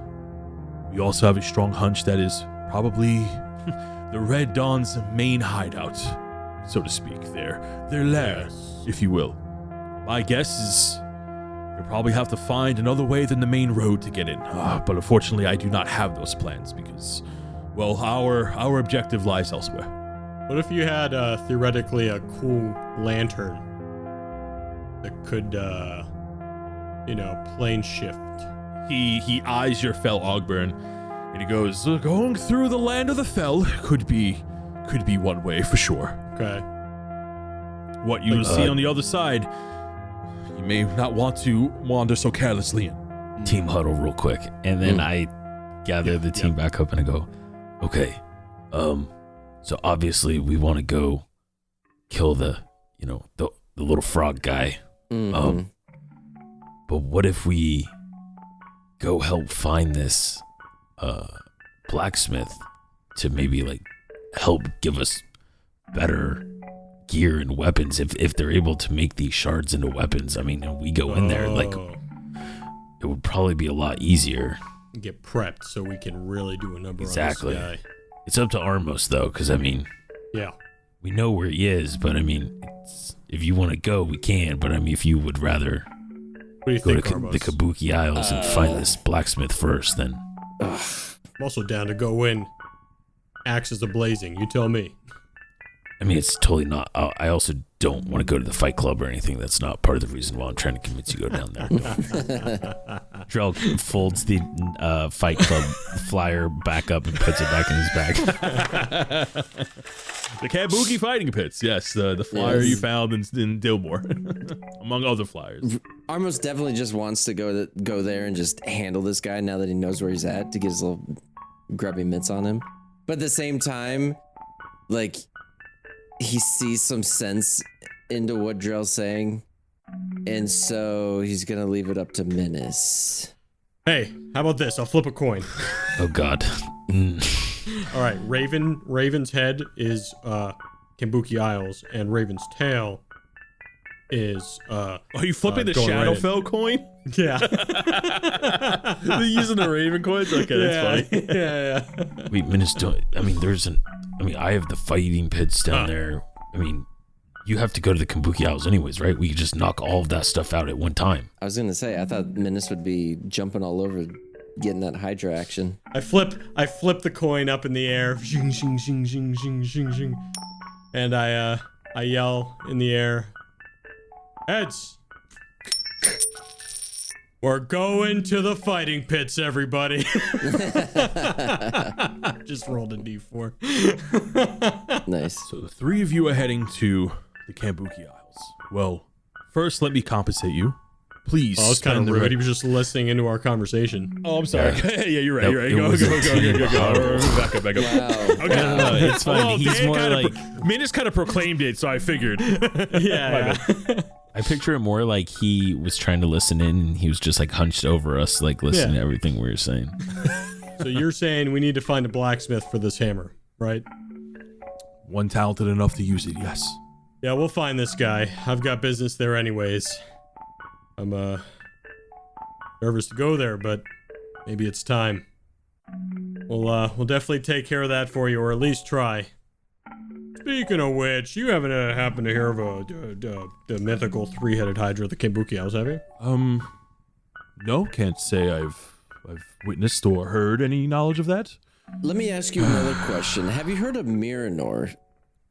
I've heard some rumors about a warrior we named don't care that Minor. much. It's not like we need to know anything I about try to Miranor. I try to keep tabs on the neighboring villages, and I've had some heard of achievements from Gilo, fighting Miranor. Kicked out a couple of bugbears from the village about a year ago. That was us. Heard he actually happened, now that you mentioned it, slaying a hydra. Heard it was a hot item menu from Novo, one of the traveling food cards. Allegedly. Allegedly. I mean, I don't get out of the fortress nowadays very much, but I heard he poached it. where are the three of you heading? We're gonna go ahead and go to the Kabuki Isles and find you this blacksmith. Well, please, the three of you lodge here for the night. Okay. Rest, and I can provide transport to Aramor, where you can find yourselves a boat to get to the Kambuki Isles. Whoa. What's up? What is this reward that we're supposed to be getting? Oh, yeah. We're bringing you these amazing things and all this information. Gold? I'm assuming you want gold. Well, really cool items. Magic You know, stuff. I don't know. You got And magic blood stuff. shards, I mean, we could peruse. you got take a the- look, and you know what? Magic items, trinkets, and curios for your adventure. Items and adventuring gear. I'm sure we can sort something out. Tell you what, as you lodge here, see, we don't really sell items, but we do store magical items for various experiments. How about you submit some paperwork to my staff, and then we'll see what we can do. Is there anything you're looking for in particular? Anything you think would help on your adventure, and we will do the best of our abilities to fulfill those orders. And on top of that, we will give you a sum of gold for your troubles and the extra items you have brought along. Lovely. All right. That sounds good. We'll put in the paperwork. Sounds good. Our people will talk to your people. Yeah, well, our people talk to your people, and we'll stay in contact. Last thing before we go, do you know what this does? And I pull up the flask. The flask with the great evil inside of it, and he goes, Yeah. "Oh, my flask." Melora, you have one of those too. Of course. Why wouldn't you have one of those?" And he Told pays it, you he we're goes, collectors. "Listen, Here, let me try and open it real quick. the three, no, please. We have a few of these. What is inside one of these? And I am going to implore that we hold on to this for safekeeping. No. Do you have any empty ones? We have a couple of full ones. What you have here is an iron flask. Now, an iron flask is an item that is commonly used to hold a creature. We know what it does. Yes. Oh, great. I'm wizard explaining to you. I am so sorry. So, what's inside here is most likely a demon of Balloon. Oh, okay. We have a few of these. They are very troublesome to deal with. So rather than unleashing them and potentially killing hundreds and thousands of people, we just keep them locked up in a very secure room. And we will deal with them once the greater problem is dealt with. Hopefully, if the greater problem is dealt with, then these will go away. But that's optimistically thinking, of course. Do you have any empty ones that we Iron could trade you for? flasks? Yes, we can put that with your goods, of course. And you see that he I like reaches this over his idea. desk. He reaches over, and there's like a little bell that he rings. Ding, ding. And you see through the iron doors, two people walk in white and blue robes. And you see the Lord Baron calls over, and he goes, "Nihilus, Mulin, please come on over here. Please see our guests. They are properly lodged for the night, and see that they're well comfortable taken care of. They're also going to give you later tonight a list of items and requests as they are going to have a great journey starting tomorrow, and make sure that they have proper transport to the city of Aramore. Assign 2 constructs and 2 guards, and get some of our best Clydesdale. We want them there most haste. Yes. And we will make sure they are fit for travel. And you see Nihilus and Moulin goes, yes, of course, Lord Baron.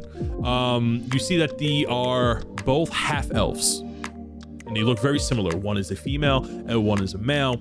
And they take a bunch of the paperwork and they go, we will make sure they are properly accommodated and these their needs are taken care of. And they look to you, they bow, and they quickly leave. And Lord Baron goes, why don't you go ahead and follow them, and you will be properly lodged, and I will see you tomorrow morning with your requests. Before we leave, as everyone else starts to leave, I run over to Lord Baron and I go, is there any way you can maybe include some blood shards for the attic we got over there? Because I think he's starting to have some severe withdrawals, and I know you talked about, possibly finishing the bridge would be a good thing. So anything that would keep him functioning, that'd be great. You see Reginald is he's turning his head like an owl as he looks at them, and he goes, and Lord Baron goes, yes, but we're going to give him some of the translucent ones. That's fine. That works for me. Trust me, I'm on your team about this. I've been fighting this guy the whole time about it, but I'd rather have him useful, on our journey. So he takes a few and he hands them to you, and he goes, please try to ration these, as we don't want to keep using these. Although they are clear, they may have a soul in them. It's entirely possible, but for the greater good. And I guess the last thing before we leave, I think Drell's just gonna ask him, oh yeah, Lord Baron, have you talked to my Aunt Dory recently, or anyone from my tribe? Dory? Oh, that's a name I haven't heard in years. Dory is your aunt, so I guess that means Brax is your father. Oh god. I thought I saw a resemblance. Yep, that's him. You wouldn't happen to have your father's axe, would you? Oh, I know that was a big lore dump, but it's basically all the important stuff you need to know about before I continue. It's the reason we left for the Kambuki Isles, and why our quest is so dire. Some could say it's much more important than a quest to fight a mythical creature that may or may not exist, but I digress. The next morning, we got some upgraded gear. I got a super cool, epically awesome, ultra sweet cart that follows me around and holds lots of stuff and goes invisible like me. I bet you didn't know I can go invisible now. I bet you can't do that. What was I saying? Oh, right. We left Lord Baron's Divider and made a few pit stops along the way to see Para, my Dragonborn friend, and Frederick Juniper, the mayor of Gilo. Frederick was acting pretty weird, though, when we saw him. So you begin to throw rocks at Frederick Juniper's window. I accidentally pick up one of the SIDs, and I throw it, not realizing that it's a SID, and it's not just a normal rock. Sid Junior the Third. Okay. Rachel's laughing. Nerd. And as you bank these rocks off his window, you see a light come on. And as you see a burly lion figure open the window with a candle, and he has a nightcap on and red maroon pajamas, just like the first time you met him in Gilo back in Arc 1. And he goes, "Who's throwing rocks at my window?" Oh, hey, little fella. I didn't. Hi, Frederick. Hi. I just wave. Hello. Why are you throwing rocks at my window? Can we come in? We need to talk to you. It's an emergency. It's nighttime and you woken the missus. It's an emergency. Emergency. I didn't realize you only deal with emergencies during business hours. In the background, I know. Come on, we saved the town. I told you we need to get the guard back, but you said no, it's an invasion on our privacy. I told you nobody threw rocks at the window before. I told you we should keep a guard here, but no, you said it's a waste of resources. we come in? No, hold on. And he closes the window again, and he travels downstairs. You see the light travel within the window as he's holding a candle, and he walks outside in the rain, and he's like, he has like a little umbrella over him, and he meets you at the gate.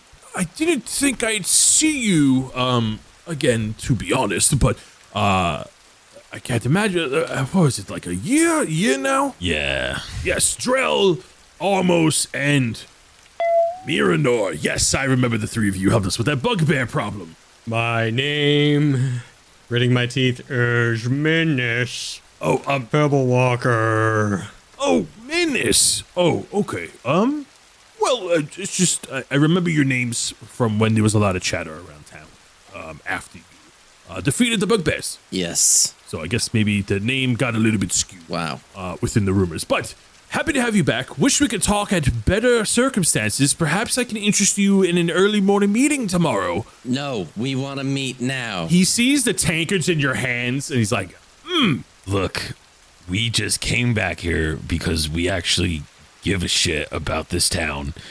We decided to let you know that Adelram Beckford is in cahoots with the Red Dawn and Vero Grimgar, and he's gonna screw over your entire town. You cannot trust him. And if you could just tell us where he is, we'd handle this whole situation for you. Just like we did with the bugbears. through a then lot you of could go shit. back to sleeping with your little nightcap on, you furious lion. you lose a lot of heat in your head when you sleep, okay? It keeps you very warm. All right? So, first of all, please, name calling. Keep it at a minimum. Second, he's out on a pilgrimage. Last I known, he was heading eastward. I don't know his exact locale. These pilgrimages tend to take several moons, perhaps a fortnight. We just came here mainly because we're not staying long, and we needed just to tell you. He's probably telling you that he's out on a pilgrimage and probably doing something more in the shadows that has to do with the Red Dawn. Well, we haven't had any problems here with Adoram. Well, of course not, because he's probably using this to, keep us... All right, fine. You know what? Don't worry. Just don't trust us then and see how it all works out. He sent an assassin to stab me, literally in the back. Yeah, he tortured me in a fucking chamber in Shadowfell. So you're saying we saved your city, we came here in the middle of the night to let you know, and now you're just gonna act like it's hearsay? That's it. Yeah, you know what? Yeah, just don't keep a guard at your house and see how it works out when he decides to screw you guys all over. And Drell decides to walk away. He definitely looks a bit puzzled as he's scratching his chin. I'm just, a letter would have done fine. That gets intercepted. I haven't seen you in a very fair amount of time. Did you and then forget just the knock part him where we like- were trapped in Shadowfell? We didn't tell him that part yet. I thought we just said it. Did we not? Oh. Well, Well, I mean, yeah, I mean- Shadowfell, yes. Drell alluded to it. I mean, Yeah, so we were trapped in It's a long story. Listen, just be careful. Watch out for Adelram. We wanted to get this message to you through face-to-face contact so nothing got intercepted. And be safe, okay? Persuasion check. For the bandage. ooh, let me do that. Because he likes us. Oh, yeah. Manus did it. He Uh, has to do it. What is my persuasion? I get to reroll once. And I got a 10. As you explain the situation to him, he looks at you. He's like nodding along, and he's not being disrespectful in his demeanor. But he then sniffs and goes, hint of blueberry, I see. I'll tell you what, Minnis, you did help us with the bugbear problem many moons ago, and we have not forgotten as a town. We will heed your words, and I do appreciate you coming to me about this. Full transparency, we haven't had an issue with Adoram, but I will keep my ear to the ground, and your warning did not fall on deaf ears. Well, I appreciate it. Be safe, because we don't want to have another Dillmore over here. Quite the catastrophe Dillmore was. we saved it. Don't forget that. Inside check. What? Inside? I can't do persuasion. Wait, did you just roll? God damn it. No, we're all doing it, right? Are we? Yeah, roll me an insight check. 12. When he says that, he like raises an eyebrow towards you. Oh, that got your attention? He's like, what are you talking about? Well, everything that went down over there was, oh, goodness. This is the same thing that happened with Kimmy Joe, guys. Yes, we are aware of the terrible fire that broke out, and the city did burn because of it. Because of the Red Dawn, sir? We have been hearing of cultist activity along the roads, which has hurt the town a little bit, but never heard of the Red Dawn and the Great Dillmore fire. Oh my Armos, goodness. memory thing. Yep. Here's a piece of paper. Do your thing. Give it to him. I start pulling. Should have done this from the beginning. As you offer, so you go ahead using code thoughts. As you offer to him, he actually like shakes his hand and goes, "No, thank you," and he steps back from the gate. Yeah, guys, Drell's already halfway down the hill. Like, I don't know why you guys are still wasting your time. Fuck them. Okay. It's getting kind of late. Mrs. and I do have an early morning. I appreciate the warning and the new information and its urgency. Please enjoy yourselves for the rest of the night and stay safe. Armos, since Drell's gone, he talks to Minnis. I got not a good feeling Yeah, me too. about this. Let's get out of here. You see Minnis switching Juniper from the bestest friend column to the best friend column. His notebook. This was a sad day for me, Armos. Mm-hmm. The jury is still out on Frederick, but I'm sure he'll come to his senses when the truth is uncovered. We left Gilo for Aramore, but on our way ran into some more trouble. All right, stop the cart. We'll go check this out. I hopped down off the cart, or the carriage, rather. Dang, I was really looking forward to some snacks. I don't like this, guys. I was gonna say, it looks like a wreck. We should check inside. Here, yeah, everybody just be cautious. Let's go slowly about this. Well, I mean, if Can we, like- here, I have an idea. You have an idea. What do you got? I was just gonna creep around to the side. You got a better idea? Yeah, I cast my favorite Don't. spell ever. No. Armos, what are you doing? I cast darkness on myself and then go and look inside the cart. I sit down on the ground defeated. All right, Armos, well, I'll be right here. Let us know what's over there. When I have the darkness on myself, I go to the cart to see if there's any survivors still inside. Yeah, so you go ahead and cast darkness. You see Rudy and Jesslyn were ready to go with you with their spears out. And then as you cast the darkness, they go, "Huh, what happened?" The shield guard on the carriage goes, "Magical darkness has entered the area." Drell never even got off the cart, and he's just standing he was sitting next to the shield guard. Shotgun goes, yeah, he kind of just does this all the time. It's kind of like his thing. So I guess let him figure it out. Understood. Armos does darkness all the time. I just yell, don't forget to check for traps. Don't forget to check for traps, Armos. We'll just be here. Okay. Can't see anything right now. Oh, I hit the cart. I go to the front door. You walk over in your darkness as your devil sight has ignited. Blood is dripping from the door. You look inside as you peek through the window. You see the blood dripping from the door, and you see a bunch of nobles in a massacre. They're all like piled on top of each other on the floor of the carriage. And then you hear, and you look to your left and right, and there are 4 more demons going nuts, trying to like bang and get out as these giant gibbling mouths see you, and they instantly bang on the door like boom, boom, boom, boom, as they just see a figure standing there, and they are now banging against the door, throwing their bodies against it, trying to get at you. Everybody roll me initiative. They can see me? They can see in magical darkness. They can see him. Oh no. 19. I get to reroll that? Wow. Great initiative roll. I got an 8. I got a 6. We are going to start at the top of the round as Armos sees these little monstrosities banging up against the window, and Reginald is like, "Oh, can we keep one this time? Come on, can we keep one? Armo, can we keep one?" No. Jarrell, as you hear the commotion of the cart but can't quite see, what are you doing? So, like, I mean, yeah, like, these are kind of like the horse I had, except they're Clydesdales, and I think the other one I had was black and gray. And then I think he's like talking to the shield guard that just like literally isn't even responding to him. He's just looking forward, waiting for his next order. And I think I'm just gonna just yell, "Is everything okay in there?" I want to just hold my turn to I guess I can just get off, like since I heard the commotion, I'll just make my way. I'll get off and make my way over to Armos. You enter the darkness. Yeah.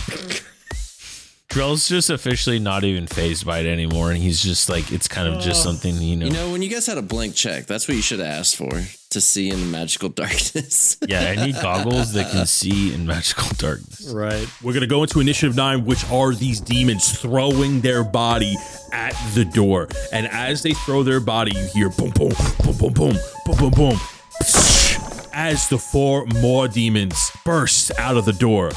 2 of them are going to attack you, Armos, and the other 2 are going to attack Sweet. Drell with a 15 and a 14. 2 of them jump and they begin to gnaw on your body as they make massive bites. You're going to take 28 points of piercing damage as they are biting into you. I need you to roll me a Constitution saving check as their acidic-like saliva burns you. 19. Okay, so as they're gnawing on you, like you feel the saliva almost like getting onto you, but you're able to like knock them off. They are not latching onto you. The other 2 are going to attack Drell. Ooh, with a 14 and a 8. Those 2 are going to miss as they just launch past you as you sidestep out of the way. Oh, fuck. I hope these aren't more rust bugs. I just got this armor. As I can't obviously see what's happening. Oh, Drell, watch out, step over to the side. Yeah. Now try to catch one. Is the darkness still up, or did The darkness is still up. Yeah. You're kind of like, Reginald is giving you call outs okay? in the darkness to try to help you out. That's how you're able to dodge out of the way. We're going to move to Initiative 8. Minnis. You guys good in there? Should I do something, or like, I got my sling ready. I'm looking at Sid. Should I just like throw stuff? I'm just gonna throw stuff. Just go look out, okay? I just launch sling bullets into the into the darkness. Minnis, I swear to God, if you hit me, I'm gonna be pissed. Roll with disadvantage. Yep. 19 and 19 and 17. With the grace of Melora, you managed to hit 2 of them. Go ahead and roll for damage. As the 2 that tried to bite Drell, you go flink, and 4 of these sling bullets hit 2 of them each. So the first one's 11 and the next one is 12. And I guess that ends my turn. I'm just gonna chill. As these 2 more demons Did I hit 'em? get hurt, the 2 that are attacking Armos appear healthy. As we go to Initiative 6, Armos, staring down the 2 more demons that just bit you, what are you doing? Okay, well, I stop with darkness since that's not working. Darkness drops and you see these maw demons nibbling at Armos and trying to snatch at Drell. Oh, what the fuck? Ah! Oh my god! What is so cute, adorable? Look, this one has half the face from the dead person inside. Armos says to himself, I should have done this in the first place. And I cast Burning Hands. Okay, yeah, absolutely. They have to make a dexterity of 16 saving throw. They fail. Sweet. They take 22 damage.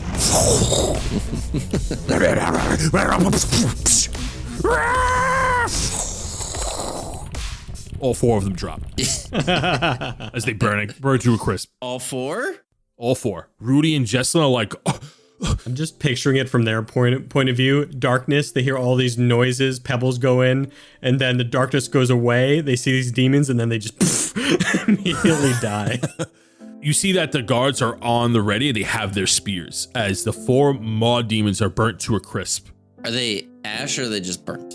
They're burnt. All right, I take one of them and I throw him on the cart. We may have to prove that this is happening to the next town over. Oh, that's a good point. And I kick one of them. and it just rolls over, all gross, splatters. Oh, thank goodness. So what's going on in this cart? Oh my god! You look inside the car and it's just a bunch of nobles in there. They're just hopped and grotesquely decomposed. They look eaten. It looks like the Maw Demons had their fun in there for a little while. Go ahead and make me an investigation check. 12. I'm rolling pretty poorly today. 9. I have a 5. Wow. Let's go. Wow. Not our best showing. The three of you don't find anything of note. I look again. It just No, I'm looks just a kidding. bloody mess inside. It looks horrible. The bodies don't look recognizable as a majority of their fate. Like nothing is intact to bring back to be like, hey, your loved one has passed. These are. That's what I was trying to find. You don't find any identification. I use my cantrip firebolt to burn the other 3 bodies that weren't on the cart, just to make sure they're good and ash at this point. Yeah, so you go ahead and ignite the 3 bodies with your firebolt, and sure enough, you are convinced that they're dead. Awesome. Really? It's like kicking a dog. Almost. You're a mean guy. You get to have pets, but I can't have one. Hey, you got a friend now on the cart. You go say hi to him. He's dead. I mean, what? Okay. There's a difference between being dead and dead inside. You know, I'll work on it. We'll see if we can get maybe the next one. Maybe the next Yeah, one. that's what you said last time. It is still the middle of the night, and because of the storm, they have not got set aside to mate. As a couple of hours pass, everyone make me a perception check. 5. 18. 13. Almost with an 18, as you look out the window as the storm rages on, the torches on the outside of the carriage barely illuminate your surroundings. Every time the lightning flashes is when you can get good eyes on your environment. And you look out the window, you see as the lightning flashes, there is a figure with a heavy cloak on, off to the side of the cart, riding a massive black direwolf, holding a stick of dynamite, and lights the fuse using like a flame cantrip. And boom! They lobbed that stick of dynamite at our cart. An epic chase ensued as we defeated rider after rider. First the one on the left, then the 2 from behind, 2 on top of the cart, and as the rain came down, we took care of the last rider. We don't know why these drow elves are after us, but there is nothing else we could do but press on. After picking up a wolf companion, our group finally made it to Aramor. Welcome to the great city named after its kingdom. The city of Aramor is truly an impressive sight to be seen, with an excellent location to be built upon. The city of Aramor was built into a grassy mountain peak onto a cliff overlooking the Evertone Sea. You quickly get an idea of the landscape as the city is built into a lush green, vibrant stone mountain carved away into multiple layers. Separated by inner walls and the stairs between them, the layers of the city indicate different districts and markets. At its peak, overlooking the Evertone Sea, is this fairy tale-esque castle. The castle looks well fortified, very large within the city walls, surrounded by exotic mansions of the upper class. At the base of the city walls are farmsteads and ranches brimming with livestock and food. A well-decorated clean road cuts through the farmland elegantly, leading your caravan to the main city gates of Aramor. As you pass through the outer city farmlands, you travel through its massive city gates.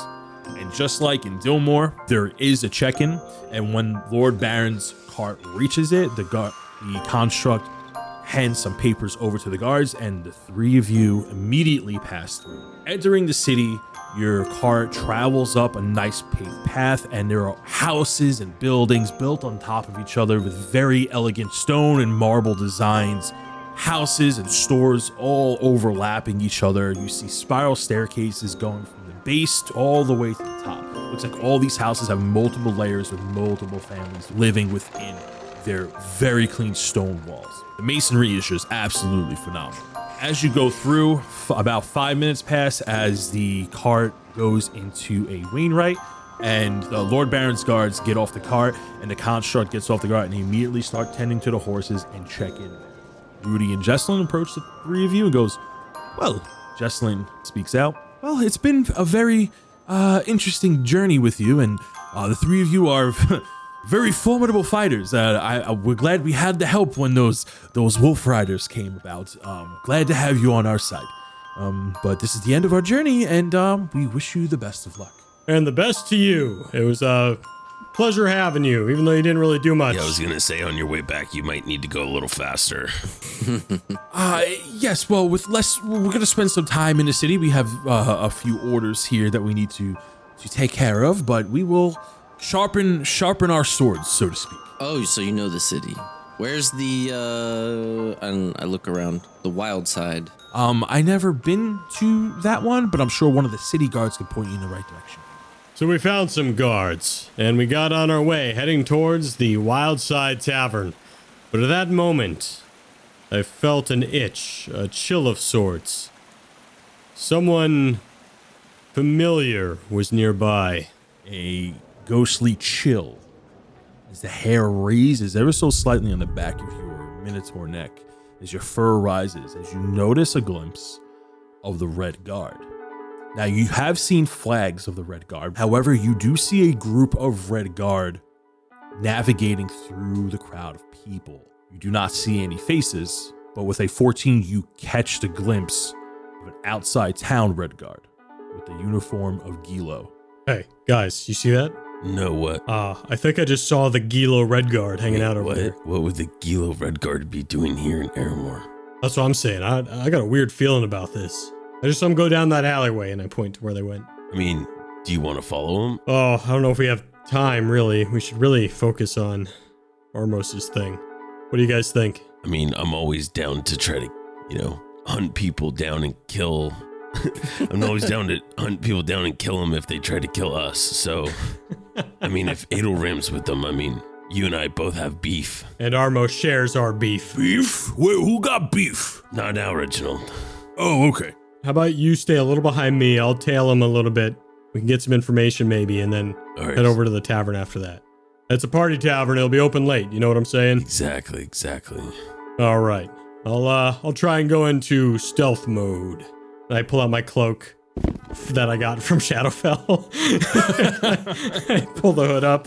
You don this cloak and you go as you bellow it around you, and everyone around you in the city seems to stop, stare at you as your cloak settles, and then continues about their day. Well, I get a free bellow too. And then Drell's cloak bellows in jealousy, and then you continue to stealth down the path. Yeah, I'll see if I can tail him a bit. Go ahead and make me a you're gonna make me a stealth check, and then you're gonna make me a perception check to see if you can try to keep on them while stealthing. So you're Assassin's Creeding right now. You are navigating through the sea of people. I got a 25 stealth check. Okay. Okay. And a nat 20 perception roll. You notice that there's 3 of them. Their backs are turned to you. One is stout, like a dwarf, and the other one looks tall and slender. The other one looks right in the middle, stocky, human. He does not have a helmet on. He is short military cut hair, colored grayish white, salt and pepper. Looks like he's in his middle age. Similar hairstyle to Adelram. As you follow him with a nat 20, you confirm that this is actually Adelram, and maybe two of his bodyguards. I put my hands in the shape of an A to Drell. Wait, what letters? Drill. What letters? And I do more of my Minnis hand signals. Is that an O? I don't know. He does it in Minotaur language. Yeah. Just letter A I'm in Minotaur. pushing my hand out really hard, pointing. Sid is pointing to it. I write a big A on one of my note card, diary pages, and then hold it up. Oh, we gotta go. Okay, and then Drill and Armos follow Minnis. You try to hold back on your pacing, just trying to keep them in eyesight, seeing where they go. They do happen to be heading in the same direction as you need to go. And you climb 2 layers into the massive market district, cascading over the town square where you see all these lavish tents and a really super extravagant permanent flea market filled with goods, potions, items, and armor. People trying to sell whatever they can on the street corner as some people are closing up shop, and you got those last few salesmen trying to make their very last buck. Through the noise and haze of your surroundings, you climb into the 3rd layer, and they are indeed heading towards, immediately, the same tavern that you're heading to. The more streets you turn down, still just as busy from when you came in. Looks like everyone's shifting to dinner and getting ready to get drinks for the night. You shift down a dark alley. On either side, there are taverns and bars. Guards are posted on various corners with their peepers out, as drunk people already begin to flood the streets. The security does look tight around this district, and after a couple of turns, you find yourself in tighter and tighter streets. And then you see a tavern at the end of the road. This tavern takes up most of the street space. It has about 3 floors dedicated to itself. The outside porch has a couple of broken stools and boxes used for sitting. You see a couple of gnomes and dwarves drinking their ales and cheering along. A reinforced but loose door barely hanging on with drunken yells coming from the inside, and on top of the entrance is a statue of silver boxing gloves with a tavern sign that says Wild Side loosely hanging below it. On the sign is a picture of a wolf wearing boxing gloves. You see Adelram and 2 of his guards walk into the bar. Oh my God. Before we walk in, Drell turns to Armos and says, Armos, if we end up fighting them, none of them leave alive. So we ventured into the Wild Side Tavern, and were immediately told not to cause any trouble. Of course, that's exactly what we were looking for. After sneaking around a little bit, we confronted Adelram ourselves. Armos turns the corner. He locks eyes, supposedly, with Aram and shouts, Minnis and Drell send their regards. Yeah, behind him. And polymorph him. What's the DC he needs to beat? 16? Yes. You come around the corner and your eyes go blood red. Reginald goes, let him have it, bro. As you begin to cast your spell, and Adelram locks eyes with you. And as you cast polymorph on him, you see that this magical cloud goes to shroud around him as the 2 other guards look at you. And then poof, the spell fails as he passes the DC. Oh, well, this is awkward. Hey, guys. And then he immediately laughs. He's like, red one. His name is fucking Armos, dude. You can at least, call him by his name. What, do you have a bad memory or something? Yeah, You it's pretty that senile? fucked up that you're just like calling him by like his identifying characteristics. It's pretty fucked up. Yeah, all dick. Yeah. What up, gray hair? Oh, Drell, you look so much better than the last time I've seen you. Yeah, did you miss me, baby? And I kiss at him. That's what I get for not doing the dirty work myself.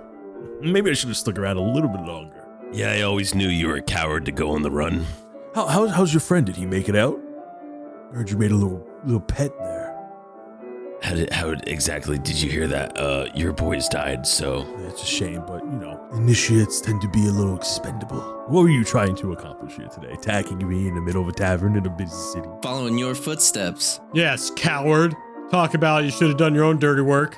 Look at me, I'm healthy and good. You sent that guy after me and I'm fine. Yeah, look at Minnis. At least we're looking you in the eyes. Yeah, bitch. I can't imagine what you're referring to. And he looks at the guards and they laugh among themselves and they shrug. And then he take another swig of their beer. Give me a perception check. Oh, I was just about to ask that. A lot of these. That's a 18 for Minnis. It's a 2. Armos is Actually, it's a 3, but... 2 red in the eyes and has a 6. There are people looking at you. You see people from down the hall have stopped talking to look at the commotion. They're drinking along. You see some people below you looking up. And you do see, Minnis, that the barkeep actually jutted his head out and looked up at you for a moment and then went back. Gentlemen, were you just going to come in here and start doing your voodoo magic on me and kill me in a local tavern? Was that what your plan? Yeah, pretty much. Yeah, I think he nailed it. I think he nailed it. I think that was pretty much it. That was kind of the idea. Maybe Yeah, beat you up, unlike bring you, you in. we don't run and do shit in the shadows. Honestly, you probably sent that guy after me because you're so weak. Couldn't do we it get yourself. it. You can't imagine what we're referring to. Yeah, we get it. We get it, bro. Super old and weak, can't do anything yourself, so had to get someone else to do we fucking it. get it, bro. Oh, no, come back now, Mr. Tough Guy. And then you run away and hide like a little bitch. What, would you like to just brawl in the middle of a tavern right now? Is that what you want me to do? Let's go outside. How about that? Yeah, exactly. Well, I do have some plans here this evening. I would like to watch the fight tonight, you know. The fight. Yes, the iron scrap. Well, what's that? Well, why else would you come here? The iron scrap. And the guards begin to laugh, and some other people get to laugh. And then the gnome that you met on the outside that you gave silver to hops up behind you. He goes, the iron scrap, boys! And he jumps on Drell's shoulders real quick, like shakes him a little bit. The iron scrap! It's a weekly fight that happens here. You know, people get into the ring at midnight, and then, it gets a little bloody, but it's all fair and fun, and people bet on who's gonna win. Hand-to-hand combat, friendly competition. Oh, so you just watch Adoram, you don't actually participate. He looks to his two guards like, would you like me to participate? Yeah. Drell. Why not? Do it. Oh, well, I'd be happy to sign up. I was thinking about just relaxing tonight and making a few friendly bets, but 5,000 gold and some goods couldn't hurt another night for the winnings. I mean, I guess I can go hand to hand with an old friend. You would actually have to win to get the earnings, and I don't think I'm going to let that happen. You think you could go 3 rounds? I don't even need 3 rounds. Well, there's three fights. I mean, if you're gonna do the iron scrap, you gotta win a couple of fights. You might see me in the first round, you might see me in the second round. Then I'll see you when I see you. Tell you what, I'll sign up with you. We'll walk downstairs right now, and I'll sign up, and I'll maybe pull some connections to make sure we get in the first round. What do you say? Hand to hand? Sure, let's do it. How about we make a deal? If Drell beats your ass, you give us some information. And what do I get if I win?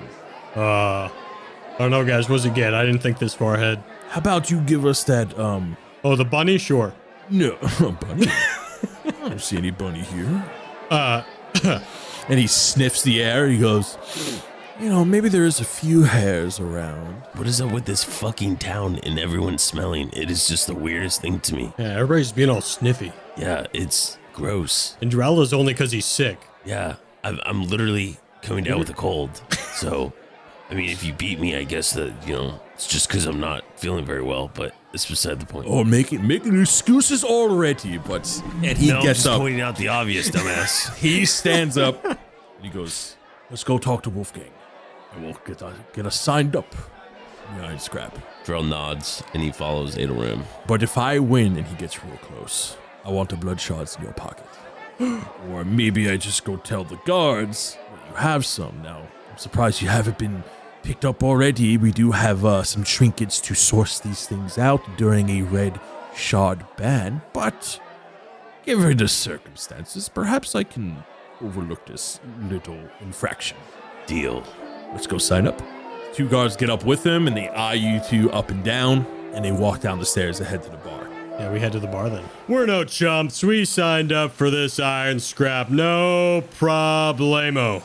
We prepared for the night, got ourselves together with a quick little training montage, but the iron scrap, I'll be honest, was not exactly what we thought it was going to be. People are tipping over their seats, bottles are breaking, and the tavern workers don't seem to mind, and they seem to be partaking. The music picks up as you notice on the stage, you see a couple of gentlemen wearing some suits as some jazz begins to play, and it begins to pick up in rhythm. Oh my goodness. And then you hear some banging from Wolfgang from the barkeep. Bang, bang, bang. All right, you swine. It's getting into the wee hours of the night, and everyone cheers. Yeah! You know what that means? And the crowd all looks at each other in suspense, and then they all begin to chant together. Ring the bell, the beast can't be quelled. Ring the bell, the beast can't be quelled.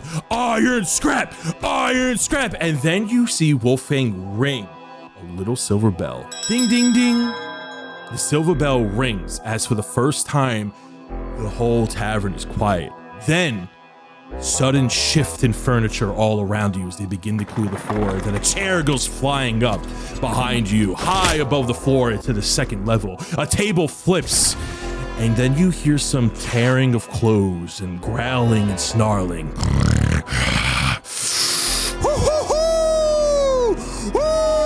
Tigers roar and bear snarls. All the patrons begin to transform from ferocious bears, leering tigers, and burly boars and scrappy jackals. The animal patrons begin to party. Wolfgang behind the bar howls again at everyone's attention as he is transformed into a massive silver wolf with patchy hair, looking like he's been through the ringer several times. It's time to scrap. Hunker down and place your bets, for the first round is about to begin. As the lycanthropes around you begin to move all the furniture, imitating a circle in the center of the tavern. Fuck. Animals of all kinds gather around you. New patrons leave their rooms and overlook the center of the tavern, climbing over the banisters, hanging out like monkeys and wild animals perched on the banisters on all three of the floors.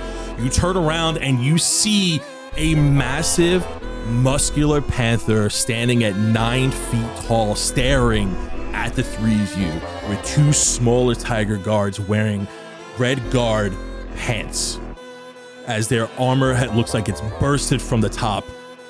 And you hear a familiar voice. I knew you weren't going to be much of a fight. But I didn't think it would be this easy. Let's see if he passes the first round. And as he speaks to you, this large panther in chainmail pant armor, you see two large furry tendril tentacles with a light glow at the tips unwrap from behind his back, revealing that Adelram is a were displacer beast. And then you turn to look at Drell in his tiny mouse form, as the silver bell has forced everybody to transform into a lycanthrope form. Drell, Ormos, and I were at quite the disadvantage. You see, this is a lycanthrope bar, and at night they conduct a were battle fight club. Why tell you in boring journal writing when I can drop some bars? You know what time it is, Tony? No? You know what time it is? No? It's time for a recap freestyle. Hanging at the wild side. Tavern better running hard. Your children and your wife. If you like your life. Drell's looking up at us. Small. Wolves looking down on us. Tall. Minnis gonna play some bets. Almost gonna make some threats.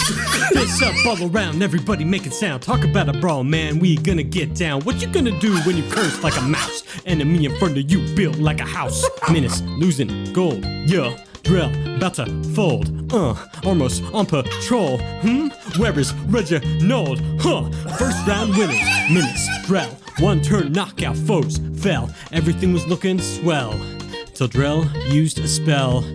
Drell's jarred up, ain't gonna lie. Wolfgang says he'll probably die. Whoa, wait, who's that? Can we trust this were-bat? Yeah, hit it, Bard.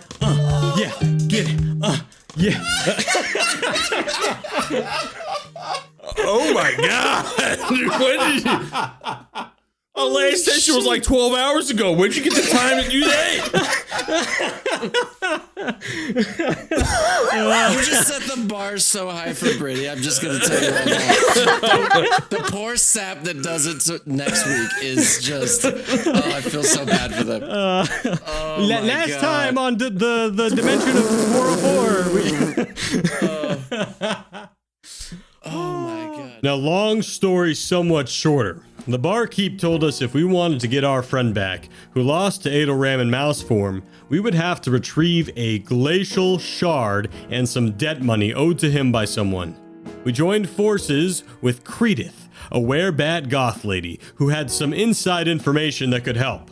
Her informants told us that Rains was working in the sewer system trying to fix a contamination problem. With time ticking, we ran through the sewers and found the glacial shard around Rains' neck. Except Rains was not just some weather scientist. He turned into a giant frog creature. The battle was rough, but we came out victorious. That is, Credith came out victorious as she stole the shard and flew away. Needless to say, she is no longer one of my best friends. After painting a blood shard to look like the glacial shard, we rushed back to the Wildside Tavern with minutes to spare, before he was meant to be executed. Fortunately for us, though, Drell had figured his own way out. Armos, you go to kick the door open, and then boom, the front door flies open as a were spider lands on you.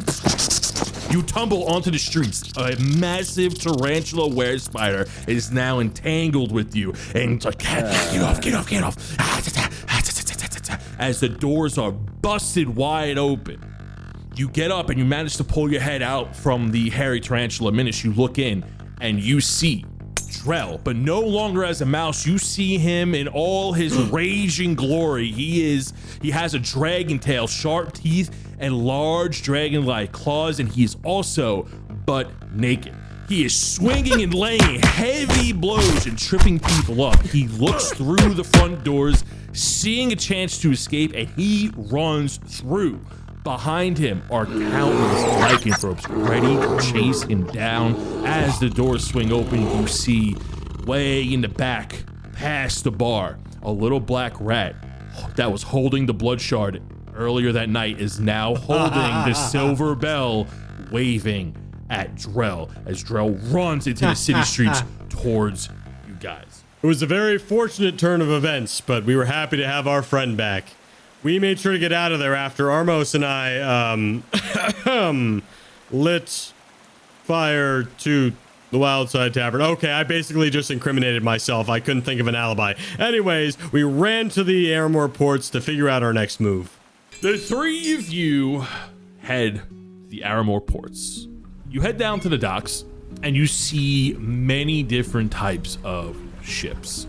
From small dinghies to large galleons, ships are coming and going as they pass through a giant stone water gate. You don't know which ship you're looking for, but you are looking for a specific person, a silver dragonborn named Fagnarfnast. We'll know when we see a guy named Fargnarfnast. Let's just put it that way. Fagnarfnast. There's no way some guy that looks normal has a name like that. Nope. All right, Drell, keep your eyes out for someone that looks like Fargnar Throst. Farnarnars? Ferganarbars. What was the name? Armos, I forget the name. Thrust. Farnardas. Farnar. Thrust. Frost. This. Okay. Yeah, let me write that down real quick. And Drell just acts like he writes it down, but he doesn't. So you are in a very crowded dock. There are ships coming and going, and you hear a ton of bells, and it's almost packed shoulder to shoulder as people are carrying boxes, fish, supplies, wares, merchant ships. You do see the occasional guard. You do know that the naval ships are on the other side. It's a very big port, and all the military ships are in one way. And even deep into the ocean, you do see the guard ship bordering their sea to their city. I need everyone to make me an investigation check as you are fumbling through, trying to look for someone who is your person of interest. I mean, I was just gonna go up to a. 21. I was just gonna go up to like a merchant and ask. Whoa. Yeah. It's investigation. It's a dragon. He's 14. named Fargnar. I think he's over there. Farnar. With the 21. I think I found him. Very simple name, guys. I'm talking to a fish merchant while Armos is looking around. The fish merchant's 14. talking to you at 14. He goes, how can I help you, little one?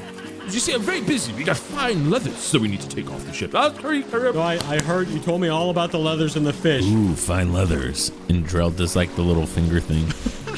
Farnarn Foss. Do you know the guy? Dragonborn? What type of wares does he partake in? Irons? A fisherman. Fisherman. It's a fisherman. Oh, I do not mingle with fishermen. Very smelly business.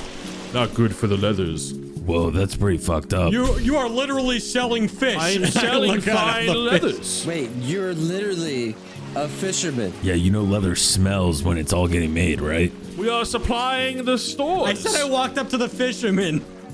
I literally said I walked up to a fish merchant. Oh, and then you see an older fish gentleman that's selling fish. I got fish. You want fish? Yeah, his twin brother turns the corner. Do you know Farnarn Frost? How many fish? You want a flounder? Armos, did you find him? Yeah, he's right here. So, Armos, you're looking at with a 21 investigation check. You do. You see next to a mid-sized boat with multiple sails furled up, a large silver dragonborn wearing a dirty white shirt with its sleeves cut off. He's wearing a big ship's captain hat with a mighty purple and blue-hued feather sticking out of it. Head down into a clipboard, making notes as you see various half-orcs, kobolds, and half-elves bringing items on and off the ship. As I'm still next to Drell and Minnis, I'm like, guys, look at this dude. This is definitely the guy. Look at him. Purple hat, silver dragon. God, this dude's clashing. Of course, this is a Fargnard right here. Tell you what. Well, only one way to find out. Walking over. Head down into the clipboard. His hat covers half of his face. You just see his bottom jawline. You do see that his like spikes come out. He has like a single spike that looks like a goatee. Head down into the clipboard as the noise just drowns everything out. How are you approaching him? All right, Armos, you're a man of words. Words. Were we supposed to have some kind of secret? Oh, so Treyas Buggs mentioned him. He's a direct connection to Treyas Buggs. We have a letter. He did give you a letter, yes. Yeah, I hand you the letter, Armos. Letter me. Here you go. Bam. All right. I walk up to him with his clipboard while his head's still down on his clipboard. I take the letter and smack it down on the clipboard without him. And as he looks up, I let him know Treyas sent us. This is a tall dragonborn, and you slap the letter that Treyas gave you to give to Fagnarthas when you met him. And this was a favor that he was asking them. This is a connection of his, somebody who trusts privately, he mentioned. He also mentioned discretion when talking to them, or the fact that the service would be discretion. You do know that he deals in smuggling specifically and disguises himself as a fishing boat. You give him the letter, and this silver dragonborn lifts his head ever so slightly at you. And you see his white, piercing pupils. And then you see the iris like glows over very icy. And he stares at you, and you feel the breath coming from his mouth and the wind coming from his nostrils as he blows it at you. He goes, and he looks at the notes, and he sees the stamp. He sees Treyas' seal. And he eyes you, and he looks back down, and he slowly opens it. Very serious demeanor. He looks at the letter, and he taps his hat. A dragonborn's head pops up high, about 2 feet. The hat flies up, and underneath the hat is a tiny, small lizard-like dragonborn that is also silver. He's wearing the large hat as it's way too big for his body. The tiny dragonborn resembles a muscular iguana with big arms and legs. And he goes, "Lads, you've come to the right ship. Welcome. Well met, lads. The name's Captain Thnost, and this is my first mate, Fagnar. Who do I have the terrific pleasure of speaking with today?" Armos, this is Minnis, and then that guy is Drell. We need to be gone real quick. As it says in the letter. And as they still hear like seeing smoke in the background from the you can putting smell out the your fire. fireball in the distance. Yeah. You see that when the tiny dragonborn reveals himself from under the large captain's hat, you see that there's a smaller ship hat on the giant dragonborn's head that reveals that it's actually his hat, and this is where he stays. And he goes, "Aye, time is a terrible, terrible thing to waste. Welcome to the Windward Serpent. A friend of Treyas is a friend of Fagnar and Dust. So I understand you're going to the Ermopots." Oh, Farnarn and Fost. Nast. Good. Fnost? We'll talk about it over an ale. Let's get to it. Hey, lad. And he pats the giant dragonborn's head, and the giant dragonborn is just unfazed. Good talk. This way? This is where we go? Aye, come on board, laddies. Go ahead and make yourself. Okay. Go ahead to the lower deck. I'll look I'll be behind there me to quite see soon. if anybody's following us. You just see a large crowd of people. Go ahead and make me a perception check. Ooh, can I make one too? Oh, you can give him All a of us? help action. Okay, I help Minnis by looking in the exact same direction. You pick Minnis up and you use him like a periscope as he's like looking around. That's a dirty 20. You look around and it doesn't look like anybody is tailing you. However, this place is very busy shoulder to shoulder and you are off onto one of the docks. So everybody's looking at you and at the same time, nobody's looking at you. Very busy. People are doing their business. I think we're clear, Drell. Down. And we, What? And I just turn around to walk onto the ship, still holding Minnis. no, pull me down. No, pull me down. Nerd. Reginald's laughing at you. We go into the ship, I suppose. I pick Reginald up in the same way and carry him onto the ship. Oh, no, wait. Don't drop me. Sid just Don't drop me. points laughing. Don't drop me. So you are boarding SS Windward Serpent. The boat looks like your run-of-the-mill fishing ship that looks like it could stay out at sea for days at a time. The tools on the deck look like they're made for deep sea fishing. Giant cranes and large containers filled with ice. The ship itself looks well maintained with minimal sea wear and tear. The sails are furled up, ready to be let down. And from this position, they look pinkish and purple in this state. A mix of colors. The ship has 12 crew members total, consists of half-orcs, kobolds, and half-elves. And so we boarded the seaward Serpent with Fargnar and Fnost. I'm sure you've been on some great adventurers. Don't think I don't recognize your strength, but have you ever fought a giant ghost dragon? That's right, I said ghost dragon. You see, after a few days of travel, playing games, and getting to know the crewmates, a fog rolled in. Banshees flew aboard and cursed everyone in sight. Drell, Armos, and I did everything we could to fight the specters and slow the ship down before crashing into the rocky shore. The Twilight House, a huge spooky-looking lighthouse of legends, lay before us. The crew was too scared to venture forth, and so we took it upon ourselves to climb the lighthouse, curses and all. We didn't let flying stairs and ghosts sway us as we entered the highest chamber. A massive dragon and his master pianist were bound by soul. It was one of our craziest battles as we fought on the ceiling, dodged ectoplasm, and burst through its wall of magical energy. The horde was ours, and after using the piano mimic, that's right, the piano was a talking mimic. As a platform, we shut down the cursed magic so that our ship may sail again. After all of that, we made our way to the Kambuki Isles, where we are now. And then Thnost yells out to the ship, "Land ho! Look alive and settle up, lads. Aramore Ports is beyond our bow." And the crew cheers, and you see them eagerly getting the boat ready to dock. Look out from the ship, and you see a large island coming into view. Oh, man. The view is bustling with trees and mountains, seeming like a true tropical paradise just ahead of you.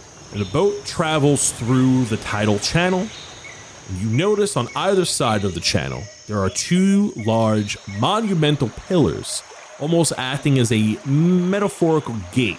And as you turn your attention back ahead of you, you see a decently sized portside town with a very active dock with a few boats. And as the Windward Serpent aligns up with the dock, the three of you notice a drastic weather change from the sea-filled air to a cool island breeze and the warm heat from the setting sun. Then whoosh, a large black shadow of a bird high in the sky flies over, casting a quick shadow over you for but a moment. And you see the crew workers and the dock workers duck and flinch as something with a very large wingspan and flies into the mountains. And then Thnos yells, he goes, "Ha ha, you three be careful out there." The three of you are now at the Kambuki Isles. You're still standing on the boat. It is towards the end of the day. You arrived when the sun began to set. It's in the evening. It is summer, so it's going to be nighttime very soon. It's very late in the day. But probably the three of you just want a nice bed to finally sleep in rather than a hammock hanging between two pillars. Yeah, I want to go find a realtor or something. Someone that sells property. I'm just kidding. I won't do that to you right now. I know you're like, please don't. I'm gonna get a Please beach don't. house. I'm gonna open up a Airbnb. Yeah. Oh my God, that's so smart. Yes, let's It's really do that. about the Okay, never. It's really about the ROI, Drell. You know. Just as long as the HOA is not too expensive, I think it'll be okay. Yeah. So I think. What do you guys want to do? You guys just want to go find an inn somewhere? Yeah, first things first, I just want to get a good place to sleep. Okay. Yeah, I think we do that. I think we just go find an inn somewhere. Hey, Fnost, Aye, lad. what's the town here called? It's called Armor Ports. It's run by the city of Armor. But if you need a place to stay, the Drunken Stowaway is, well, quite frankly, the only place you can stay. Well, okay, sounds like we're going there. Aye. And then as he's talking to you, you see him and the kobolds are, Fnost is directing the kobolds to carry out that crate that the three of you blew up down below. And then you see Bod is a little bit nervous because he knows what happened to the crate, but Fnost doesn't seem to notice anything. And he goes, we got it in perfect condition, lads. Look at this. Even with all that fighting and bamboozling out on the sea, we still managed to bring it in one piece. Surely payday is upon us. I give Bod from like the background just a really slow thumbs up with a big grin. And he looks at you and he quickly looks away. All right, guys, let's go. So the three of you step off the boat and walk down the dock.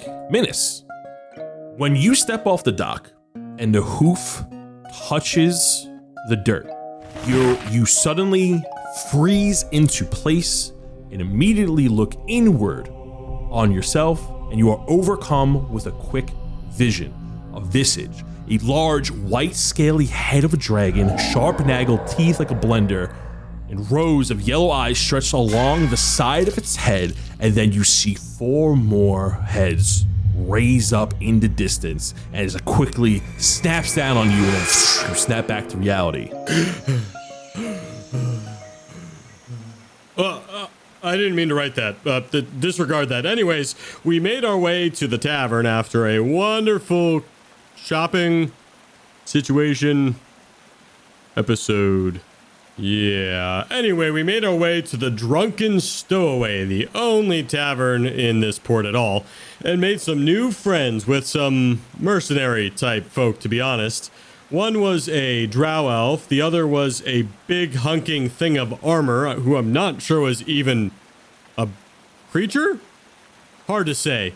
And then one very familiar human. I know this is probably a Minotaur tale. I don't know if your parents told you these tales, but you ever heard the tale of the four-headed crystal hydra of the Kambuki Isles? The three of them look at each other, and even the armored one looks at each other, and then Captain Fnost laughs. He goes, I mean, there are many hydra here, lad. The mercenary in the middle, the half-elf, goes, ugh. I mean, I don't know about a crystal hydra, but I mean, we've seen hydras here and of all shapes and sizes. And if you're looking for a crystal one, I'm sure you'll be able to find one here. Yeah, probably. More towards the northern isle, probably the northern isle of Kambuki. You'll probably find one, I'm sure. Right, if it's real. If it's real. And they laugh amongst each other. Oh. Sip on my beer. And the drow elf is still looking at the theatrics as the three of you tell stories. And they begin to drink and laugh and make merry. Let me tell you about this one time that this guy lost his horse. Let me show you. You French just laugh. Drell puts his head down and he stops drinking. Well, we're heading out in the morning, going north. Where are you guys headed? The three of them look at each other and goes, we got a job that we gotta do. Oh yeah? Thanks to your captain here, or your fisherman friends. And the half-elf winks at Fnost, and Fnost gives a very exaggerated wink back. And he goes, we can finally continue our contract. Oh, nice. Well, that's cool. Well, that's cool. We're just going on adventures vacationing in the Kambuki Isles, looking for a summer house. So, You'll find plenty of sunshine here. yeah, hopefully. All right, cool. And I finished my meal and my beer. I'm like, hey, I'm gonna head to bed, guys. I'm gonna get our room situated, and and I scoot the chair out and go do that. As you get up and the three of you are finishing up eating, Thnas goes, hey, you know what? I'm going to take Alfred's lead. And he looks over to the half-elf and he goes, well, it's always been a pleasure. And if you ever need anything else, Mr. Wilfrey, we'll be happy to help you. And he goes, please, call me Wilfred. Yep, that's right. Wilfred Wilfrey, brother to Thumbus Wilfrey, who we took care of back in Dillmore. We decided to do a job with these three, but not before going upstairs and finally getting some well-deserved shut-eye. All right, I'm going to bed. And I just plop down on like a bale of hay or something. Not even a proper bed. Almost, are you doing anything? I'm still investigating the room, and then kind of listening into the thing, like the people next door, just to make sure everything's all sound.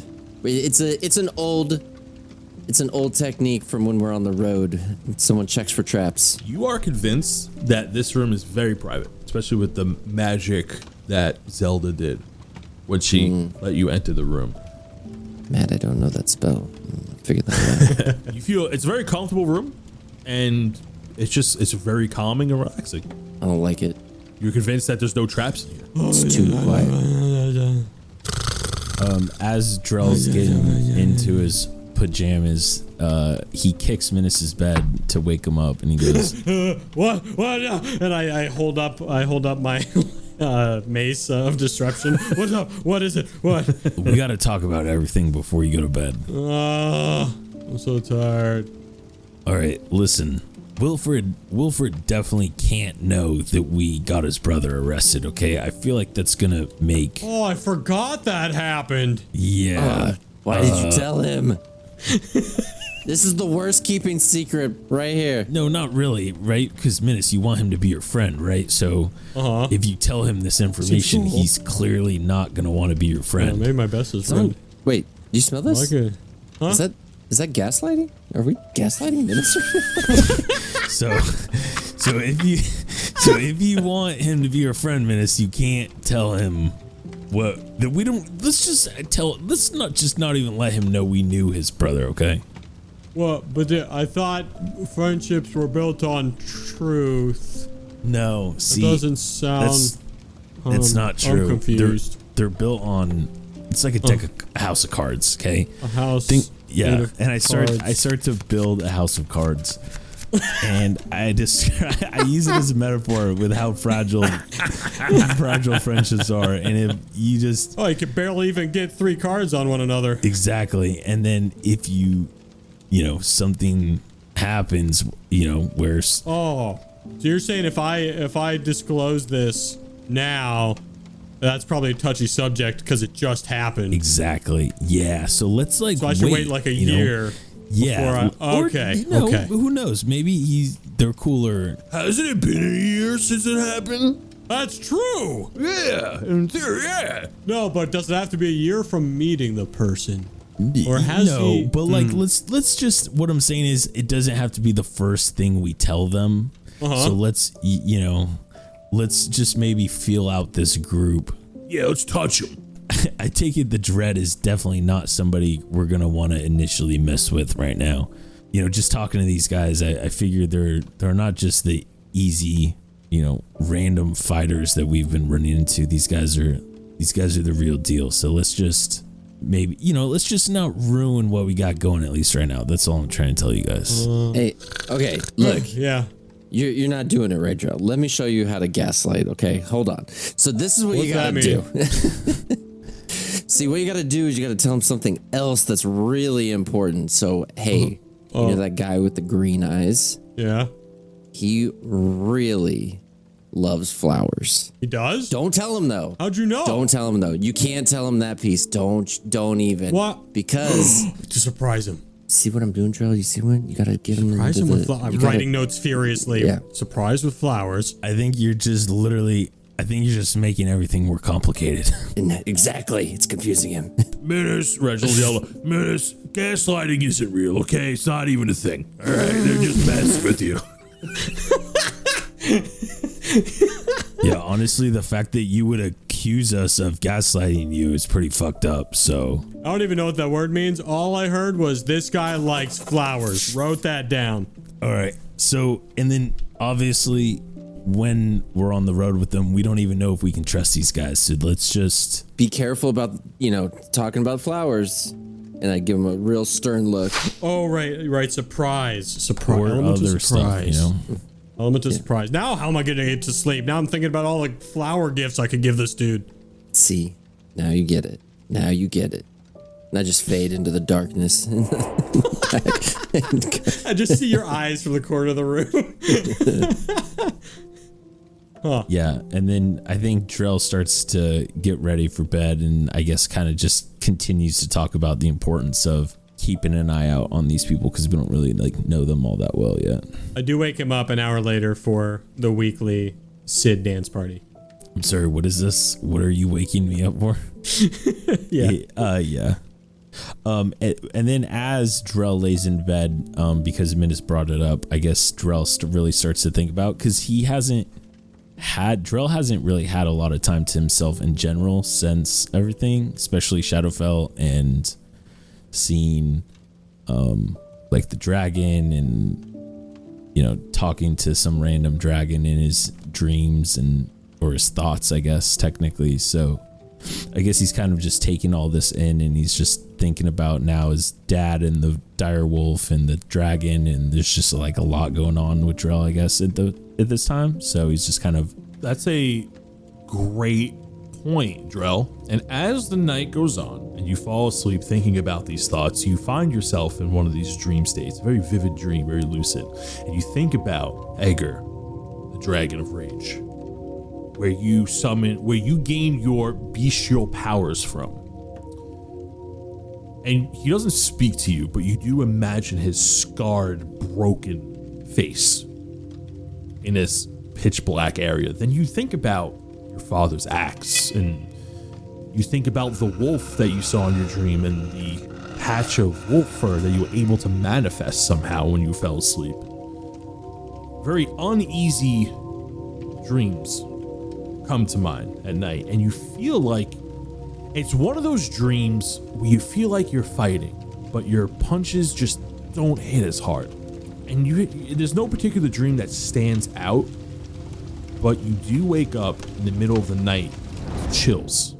Not that you're cold, it is cold in the room. You wake up and your mouth is very dry. You look at your pillow and you look at the sheets on the bed, and there's dried up blood, and it's on your palm of your hand, but it's not red, it's more black and purple, and you feel it dried up on your mouth. Like you just threw up, but you know it's blood. And the room is a little cold, and you look over to the fireplace and there's barely but a spark left. And you notice that the window's open, and you're very hazy. And then you see Armos sleeping, and then Reginald is sleeping on Armos' face across his eyes, and they're both snoring. And then you hear that whoosh from the window again. And then you look over at Minnis, and Minnis has a big old snot bubble coming out of his nose, and then you feel the heat again. And you look back at the fireplace, and all of a sudden it's roaring again. The green flame like roars as if it was just reignited for a moment. And that goes back to normal. And now you look down, and you have this blood. Just dried up blood on you. It looks like you coughed up a good amount. Well, I'm gonna wipe it away and I guess go into the bathroom and clean up so no one really else sees it. I just realized I kind of divulged a lot of Drell's personal information. Just disregard this. I know you won't tell anybody about Drell stuff. Anyway, we wake up in the morning and we decide to venture on with these 3 new comrades. We fight a bunch of gnolls on the way as we walk through forests and jungles of dinosaurs, all left and right, with giant creatures of all sorts all around.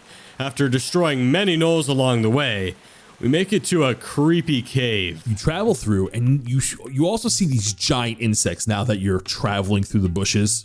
Large centipedes, modest-sized spiders, and other giant bugs like roaches. You see these flies. Everything seems bigger here. Very prehistoric. And then you see a cave. But the cave looks very ominous. Matter of fact, to get to the cave, you have to go through one of these giant trees with a hole that's been eroded away. The redwoods. Yeah, you go inside one of the redwoods, but inside there are all these mangled roots. And then it goes through to almost like an alcove. And you see all these trees and foliage and trees ascending up a mountain. It feels like you're outside, but also inside at the same time. And then you see a cave, and the cave has all this dried up blood on the outside. And there is this giant bestial skull sitting at the top of it, showing a very dark cave. And you see these shamanistic type totems. And Wolfrey looks back at you and he goes, well, this is supposedly the tomb of Yanagu, which is the Gnoll god. Anyone care to go in first? And that is where we'll end this week's session. Nose goes. Nose goes. Not it. That looks sick, Reginald yells out to the bone entrance. You ever heard of Yanagu? Yep, that's right, the demon god of the gnolls. That Yanagu. Well, we didn't need a massive party like the Miranor militia to take on that dangerous task. First, we fought a shadow creature guarding the entrance. It slipped in and out of gnoll statues with different gems and all different kinds of magic abilities. Once that was defeated, our smaller and much more talented group walked through a tunnel of bones to the ziggurat of Yanagu, where the too many gnolls appeared to fight us for no reason whatsoever. With my mystical ranger powers, I persuaded a bunch of underground plant creatures to fight for me.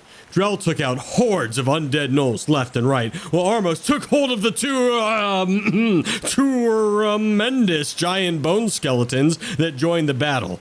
Everything seemed to be going well, but then Wilfred left us to die.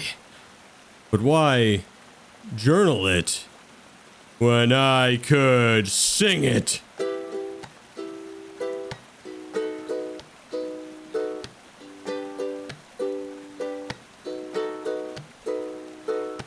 Last we left, our heroes found an evil. Too many gnolls beneath the ground, gnolls all around. Wilfred left without a sound. There is no escape. They should not have tempted fate. All the gnolls, they broke apart. The Richter scale was off the chart. Rumbles through the cave. This could be the rocky grave. Something big drew near. Made of bones, your darkest fear. Bone centipede. Attack it, Drell, strike with speed. Bone centipede. Call it a Nolipede. Nolipede. Minnis crit with guiding bolt. Nolipede. Almost he got eaten up. Nolipede. Reginald, do your thing. Nolipede. Blown into 100 pieces.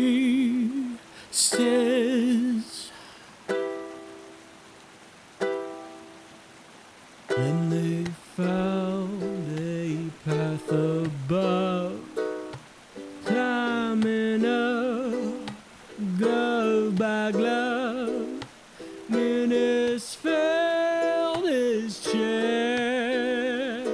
The toolbox fell down. What the heck? Leave it down below. We made it out. don't you know? Waiting in the skies, a big old bird with deep red eyes. So yeah, that's basically what happened. Made our way to the top. Tippity tippity top. And now, we find ourselves in Tamordane.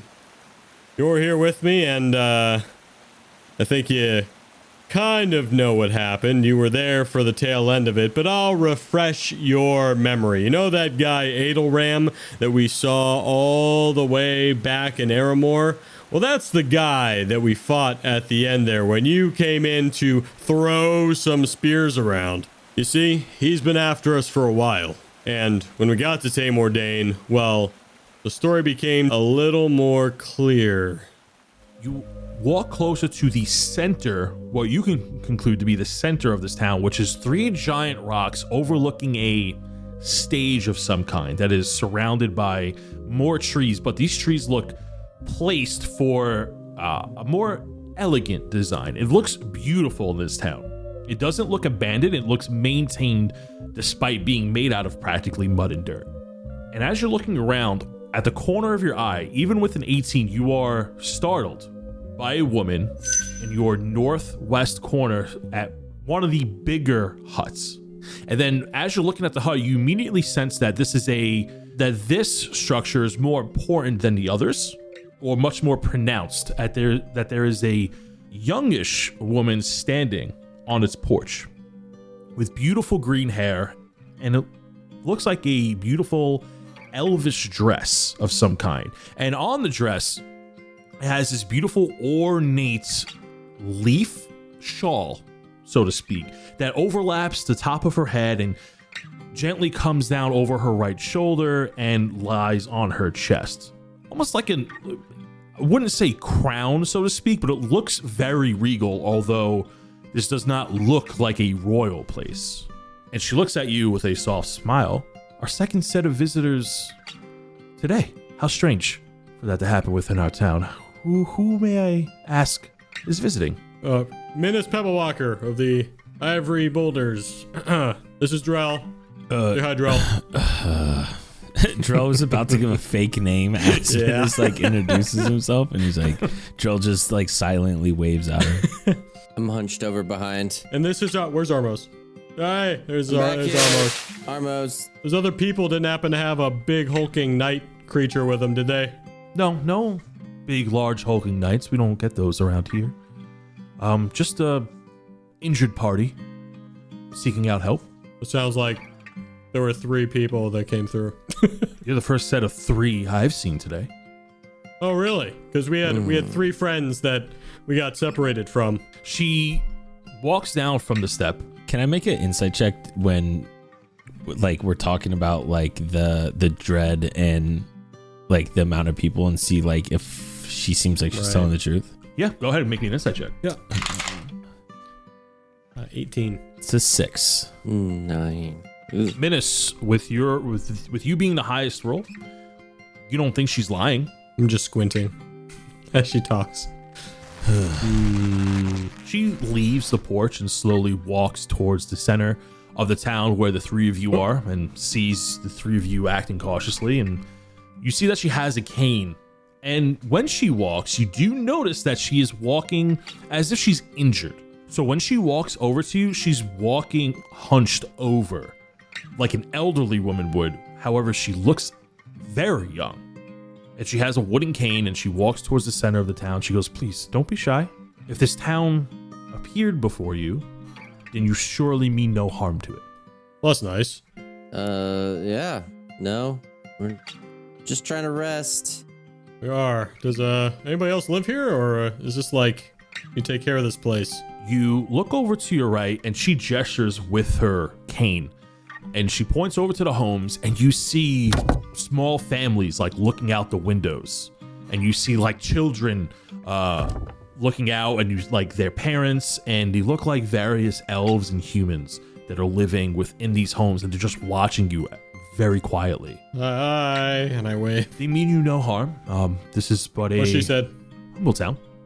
We live within our means and we don't cause any trouble, but we help those who seem to find it in these very harsh islands. I'll tell you what, we could use some help right now. We're feeling a little worse for wear. And I stretch. The three of you don't look too badly hurt, or is it perhaps psychological really? I look down or at a gash in emotional? my leg. It's in here, and I point to my heart. Emotional. You Yeah. have someone you can talk to bridge those wounds. No, I bury it. That's what I do. Just bury it deep. You know, Oh, it's the best place you for it. shouldn't do that, Drell. It's the best place for it. You know what you should do? You should journal about it. I'll let you use one of mine. I have at least 20 empty ones in the cart. As the card appears, as it thinks you're summoning it, and hits against Drell's ankle. Anyways, so I'm glad we found some place of rest, I hope. I appreciate you being kind with us and courteous. We mean you no harm, so... Do we need to pay for a place, or I mean, you guys seem friendly? What's with the if this village only shows up to people who mean it no harm, why are you guys being so cautious? We just mind our own, and there are very dangerous things that live on these islands. So we just do our best to conceal ourselves. However, we noticed that over the many years of being here, at least me being here, that the town makes itself noticeable to those who are hurt or injured, or have a reason Yep, that's us. for being here, or at least a necessary stop on their way. So, as its elder, I make sure those who travel here are looked after, and as long as your stay is short, you may use what we have to offer. We don't accept gold, for we have no need for it. The islands provide. Well, thank you so much. Again, I'm Minnis. You are... Ellis Aim. Ellis. And It's this a is pleasure to meet you, Ellis. welcome to Tame Mordain. Team Mordain, huh? And there we had arrived in Tamor Dane. We quickly discovered that Zith, one of the people that left us behind in that knoll cave, was actually there receiving aid. Armos and Minnis, you're inside. What, are you doing anything with the Zith, or are you going back to Ellis? I think we're literally just waiting for him to wake up. It looks like he's going to sleep for the night unless I don't know. What do you think, you Armos? intervene. It looks like they said, he's very messed up. He's going to stay asleep unless you do something. So is he talking currently? Like he's awake?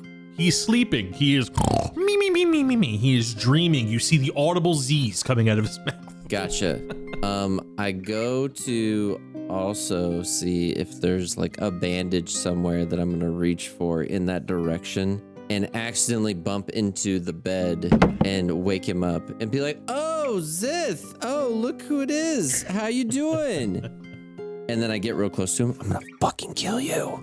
He looks terrified as he wakes up, and he only has one eye visible, and you see that like the pupil shrinks down and is super small, and he's like freaked out.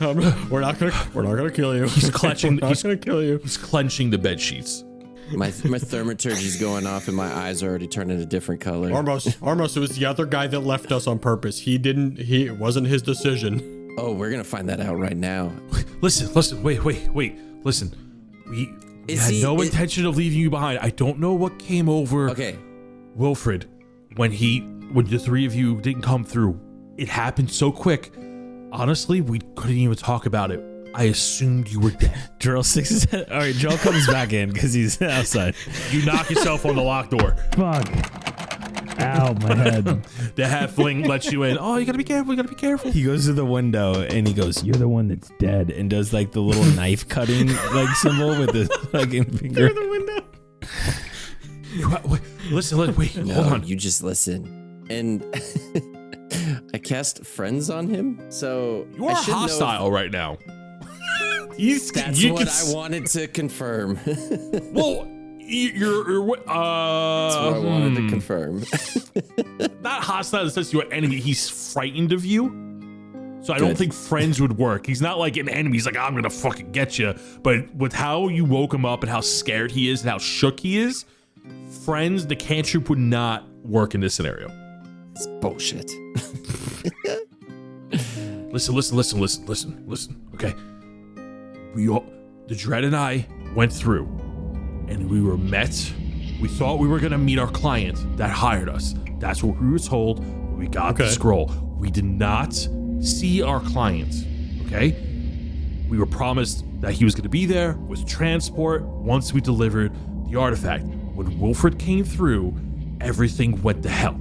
The Dread and I went through the portal, and there was a black dragon staring at us, okay? He wasn't speaking, and once Wilfred came through and the portal closed, that's when the dragon started speaking, and he only asked for the artifact. When Wilfred said something happened, it attacked us, clawed and beat me up, and spewed out acid. It bit off Wilfred's head. No. And when he slashed the Dread, he disappeared. Like his armor fell and collapsed. Like fire being extinguished. Just psh, gone. Empty suit of armor. As he's talking, I put my hand slowly on Armos's finger gun and slowly put it down. Surprise, I got another one.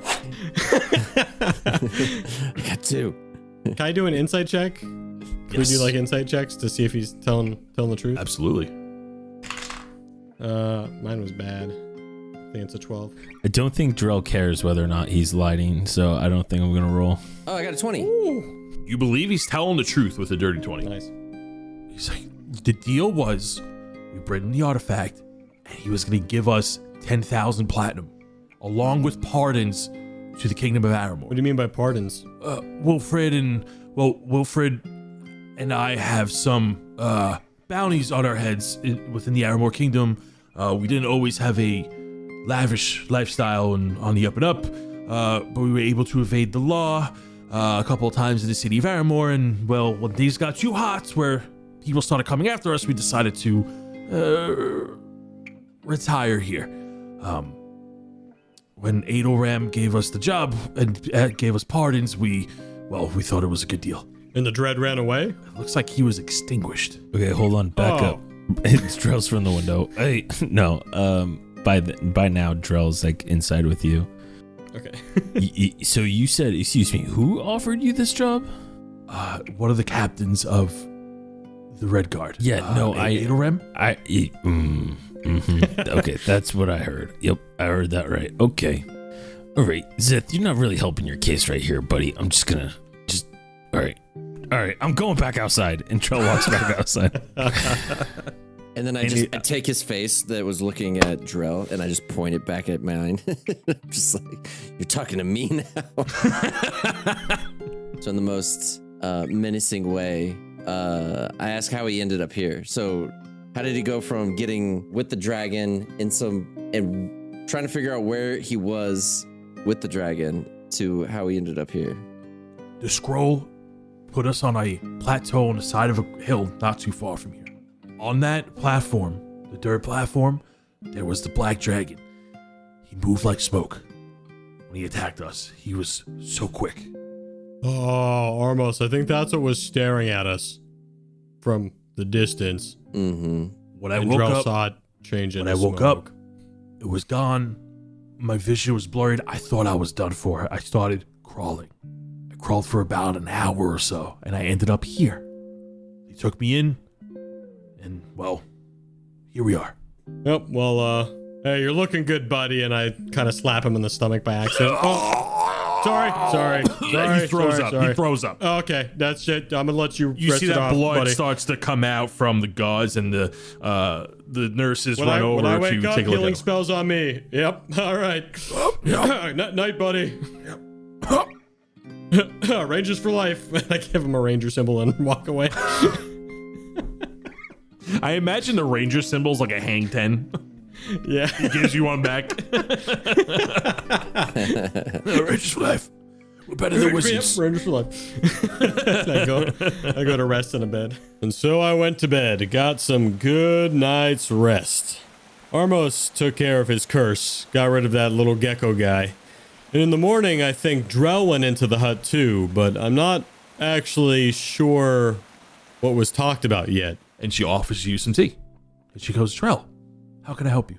Ooh, I love tea. What kind of psychopath doesn't like tea? And I take a cup and I drink it. It's very soothing, very relaxing. Is this green tea? Can I get some honey? Do you have any honey? I like raspberry honey with my tea, actually. Yeah, absolutely we do. We make it ourselves. Since she uses Mage Hand, it comes out in a very viney nature way, and she grabs a jar and places it in front of you. Okay, so long story short, see, a long time ago, I was bit by a mouse. I guess you could call it a weremouse, and now randomly I turn into a mouse, or I guess also mouse dragons, if that makes sense. And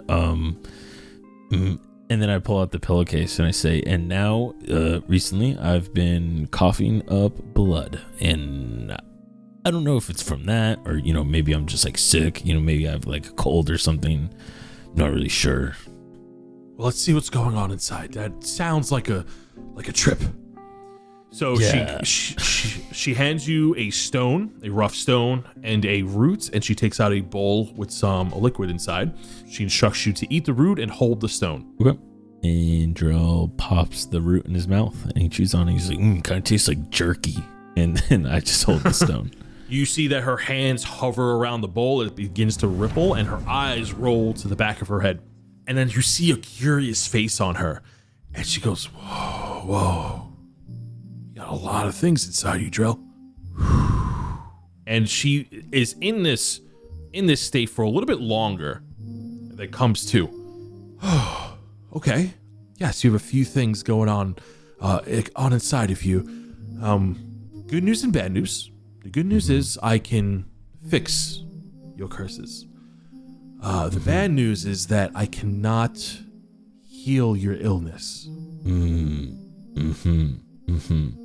So, do you know what's wrong? She looks at you.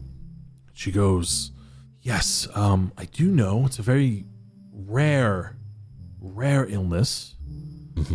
It's very strange that you would have this. Did your father or mother have this illness? Were they sick? Oh God. I don't know. Maybe. I mean, I don't really know all too well. It makes sense that someone like you might have it. It's you get it from family, unless you were really, really unlucky to meet a powerful sorceress of some kind. What you have is something we call frost rot. It is a hereditary disease. The person that was stricken with it's a slow killing disease, unfortunately, and it is hereditary. It curses. It's intended to curse their future bloodline till, there is no more bloodline, so to speak. Sick. Okay. Great news. I guess good thing I'm sitting down. Can I have another cup of tea? Drell's like shaking. Yes, of course. And she pours you another cup of tea. And she goes, I'm sorry that you had to hear this from me, but it's now you know. The intervention you seek is more on a divine scale. Unfortunately. So, okay, so, sorry, she said she could fix what? She can fix your lycanthropy. Yeah, she can fix your lycanthropy. However, she also informs you that, she goes, as far as your other curses, your lycanthropy, and it seems you have a similar stone curse that Armos had. I can fix it. The thing is, if I remove one, I have to remove both. So if the lycanthropy leaves, then the other one leaves. The Correct. Stone curse. Yes. Well, thank you for your time. And Drell stands up and he goes, but I think I'm gonna keep it. I guess since I'm dying anyways, what's it really matter, And Drell still is drinking the tea as he's talking to her. Hold on. I don't want to leave you in this troubled state. Please, just sit back down just for one moment, please. All right. Do you have any +5 swords or something? It would really help. I don't think I have any +5 swords anywhere, but Okay, what about +5 armor, please? I'm dying, remember. I'm dying, man. you're not dying yet. You got a few strong years left in you, but you're strong. You gotta figure this out, Joe. She gets up very slowly. She's like, swear that you heard like a bone pop when she got up. Ow. Yep, been She there. goes over to her jugs and other bowls, and she puts some. It looks like she's mixing some ingredients together, and then she hands you a jar with more of these roots in there, but the roots have glitter on it. It looks like she's shaken some type of powder among these roots, and in the roots there's about 16 of them. And she goes, "You're gonna take these once every few months. All right, take one now. The next time you need one is the next time you vomit. Okay. If you are still spitting up more and more blood, you could take them. You could take them as frequent as you are vomiting. However, this should space them apart until you find the intervention you need. Got it. This is a bit more of a curse. Maybe if your father or your grandfather, who was stricken with it, could have had it lifted when it happened, if they knew of somebody who could have. However, it is almost a part of you." Oh, okay. Just a part of me. Got it. Just a part of me. Just slowly dying inside because my family decided they didn't like me. Okay. Got it. And, well, thank you for your time. Drell, like, doesn't know what to do. He, like, salutes her and, like, turns around and walks out. Please, Drell. When you are done, if you need to talk to somebody, I'm here for you. No, just gotta bury it, push it deep. And I just, do the little hand motion like I'm burying it. Just, it's good for the soul. Drell, you can put down frost rot roots if you'd like. There's no specific name for it. It has 16 charges. Best of luck to you, Drell. Yep, no idea what happened to Drell in there, but anyways, this is about you and me. So, I mean me, the cool things I did to defend this town. And then at that moment, you hear some faint screams coming from outside. Panning back over to Drell, you see that this smoke is coming up, this gray smoke. It looks like fire. And then you hear a voice behind you. "There's something troubling you, son." And you turn around and bam! You're gonna go ahead. You take 28 points of damage as the broadside of a great sword smacks you across the face. Go ahead and make me a dexterity saving throw, as it seems like you're being pushed down to the ground from sheer force of it. I get to roll those with advantage. 21. You stumble back just a few feet. You stagger, but you notice that your nose is now bleeding. And in front of you is indeed Adoram Beckford, along with 2 of his guards. And he looks pissed, and he has a great sword drawn onto you. Minnis, Armos, we pan back to you. As the 2 of you are leaving Ellis's hut, you notice that there are flames among some of the huts, the smaller huts where the families are living, and running outside, and they're screaming as smoke arises up. And then a large black figure flies over you as a gust of wind brushes the trees out and sways the trees out of the way. You see, coming from your northern side, from the water, from the pond within the town, are soldiers in red guard garments, approaching forward with swords and bows drawn. And it seems, and they're like, 2 of them approach, and they have people walking in front of them. They're kicking them, and they're like, "Get down the ground, towards the square now."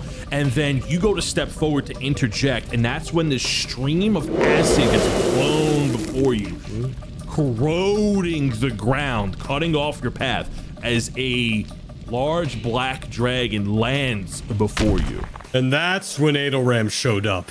Ellis had clearly been threatened by the Red Dawn cult to help them find some ancient artifact, and for some reason thought we had it. Which we don't, nor did we ever. With buildings on fire and townspeople in danger, I leapt into action. I saved all of the townspeople myself, taking out cultist after cultist with my mystical invisibility powers. Drell and Armos fought Adelram and the Black Dragon with all their might. Armos summoned a beast to fight for us, and Drell dealt out massive damage to every bad guy he could see. But it wasn't long before Adelram got the best of Armos, and Drell had to rush to his aid. I'm gonna dash into the house. Fuck it.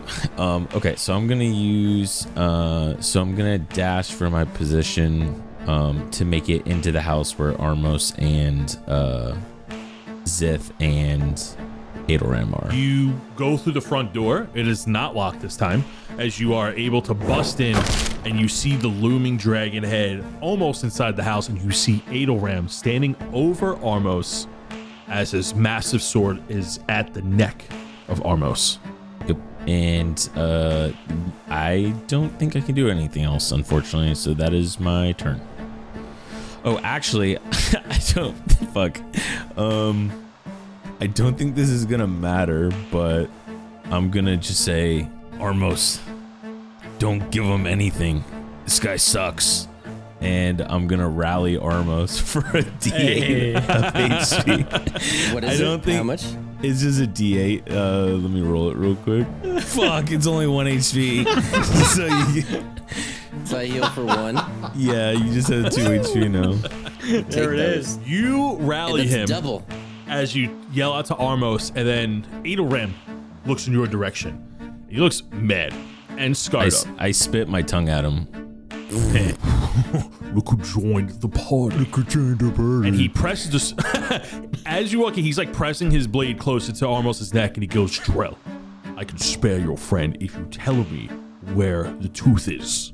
I threw you the tooth. I literally gave you tooth. You know what tooth I'm talking about. As he pushes it closer, Armos, you feel the tip of the neck pushing up as a little bit of blood begins to draw. How about this?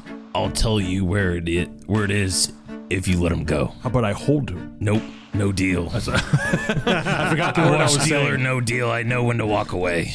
How about I hold him as an insurance policy while you go retrieve the tooth for me? No shot, bucko. Say no shot, bucko. And we're gonna move to initiative 5, which is Timbat. And he goes, fine, have it your way. As Timbat goes, the black dragon on the roof looking down into the room, he's gonna go ahead and make an attack against you, Drill. As he's going to he comes in with both of his claws and he tries to swipe at you with a 26. The second one misses with a 4 and a bite with 13. So one claw is going to land with a 26. Unless when I use my reaction to use my tail swipe and increase my AC. I can, if I roll a 7, wait, no, what do you get, a 26? Yeah, 26. So I have to roll an 8 to get this. Heart of the Or else- dice, Drell. Heart of the Yeah. dice. All right, here it goes. That's a 3. Ooh, he comes down with his mighty claw. He's going to deal 11 points of slashing damage. So 6. Yeah, because you're raging, right? Yeah. No, you're not, because you did not attack anything this turn. I think, Well, I would a- believe rage I- ends when you don't attack Well, something. would a bonus action wouldn't do another rage? Right? Couldn't No, I have you just done bonus that? action healed Armos for 1 point. Well, but that's what I'm saying. That's why I didn't do it. Because I thought I would have been able to keep doing it. All right, that's fine. I'll take the fine. I'm not, Fine. I don't mean to rule I'll shock give- you, I'll- but it's I'll give you kind this of a one. big, No, I'll give you this one. kind of a big I'll- boss. It's I'll kind give of you a big this one. boss. I'll give you this one. I'll give you this one. Just keep me honest. You keep me honest. I keep you honest. Hey, 11 points of Rules. damage isn't that bad. As we move to initiative 16. For that, your rage lasts 1 minute. It ends early if you are knocked unconscious or your turn ends and you haven't attacked a hostile creature since your last turn or taken damage since then. But he had attacked a creature the previous turn, so that rule would only go into effect the next turn, but he's still raging. But you attacked him with the dragon, which keeps his rage going.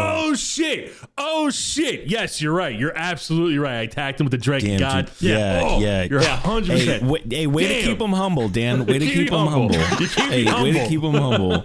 I'm giving myself 5 HP back. Way to keep me humble. Way to keep him humble, Dan. You're right. You're right. I was way too excited to like not let that go. I forgot about the hostile creature Yeah, attacking him. You're yeah. absolutely right. My bad. What's up? My bad. What's up? What's up? I'll give you 5 health points. How about that? So I already gave him to myself. Armos pressed hard against the floor by the greatsword. Well, Adelram's distracted, yelling at Drell. I'm gonna Misty step away. Oh, interesting. Yeah, you can do that. Yeah. There's nothing stopping you from doing that. Yeah, Tony's like, let me check my reactions real quick. Yeah. There's nothing stopping you from doing that. Yeah, I did. I thought you ran out of spell slots. Interesting. Oh no. Interesting. Okay. Yeah. So you go ahead and Misty step away. Where are you Misty stepping to? I'm gonna Misty step. If I can see out this window into a bush. That's You Misty step, you look out of a window just over Zip's awesome. bed, and you go, and then in the distance from inside the house, camera view is still the same. From inside the house, you see Armos into a bush. And then as Adelram stumbles forward because his boot was on top of you, and he gets frustrated, he goes, there's always something. Always something. And he looks up at Timbat as he begins to plot something else. What else are you doing on your turn? that was a bonus action. As my action, I'm going to drink a potion. All right. Potion of ethereal. What? Oh, yeah. Potion of etherealness. So you step into the border region of the eternal plane in an area that overlaps this same plane. You can remain there God. for the duration or until the action is dismissed, or your action to dismiss the spell. During that time, you can move in any direction. I'm on a different plane of existence now. Bye. Yeah, I got it like forever ago. Forever ago, yeah, I know, I remember. You are in the ethereal plane, the land of ghosts, you can say. Ooh, spooky. And when it's your next turn, I'm gonna have you roll a d20 flat. Just let me know what you get on your next turn. No particular reason. Sounds like a particular reason. No particular reason. No, nothing specific. Last thing, real quick. On my turn, I'm gonna move 30 feet. What does that look like when you move? Where is he? Oh man, can't see anything more than 60 feet away from me. I know that Elise is this way. So, Armos, you know, the ethereal plane, just like Shadowfell, is a mirror image of the material plane.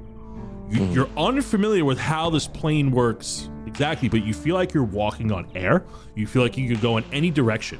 If you wanted to fly, you could, but it costs an extra feet of movement for every foot you move. So half your speed if you were to fly. Gotcha. All the buildings do look the same.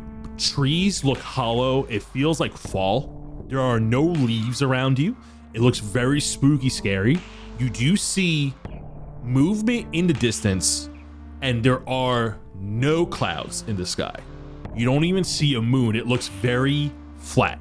And as you move towards Ellis's house, Yeah. you notice something very distinct. Oh. The 3 stones in the center of the town in Tamor Dane, which is like the center pathway. It's like a really tiny town square. You remember there being like a little platform that was there, but there were 3 stones that hovered over. They're like giant mountain stones. These rocks look twisted and contorted, almost like a shrine. They look very different from the material plane, but in the same spot. It's like the only thing that really looks drastically different as far as structures go around you.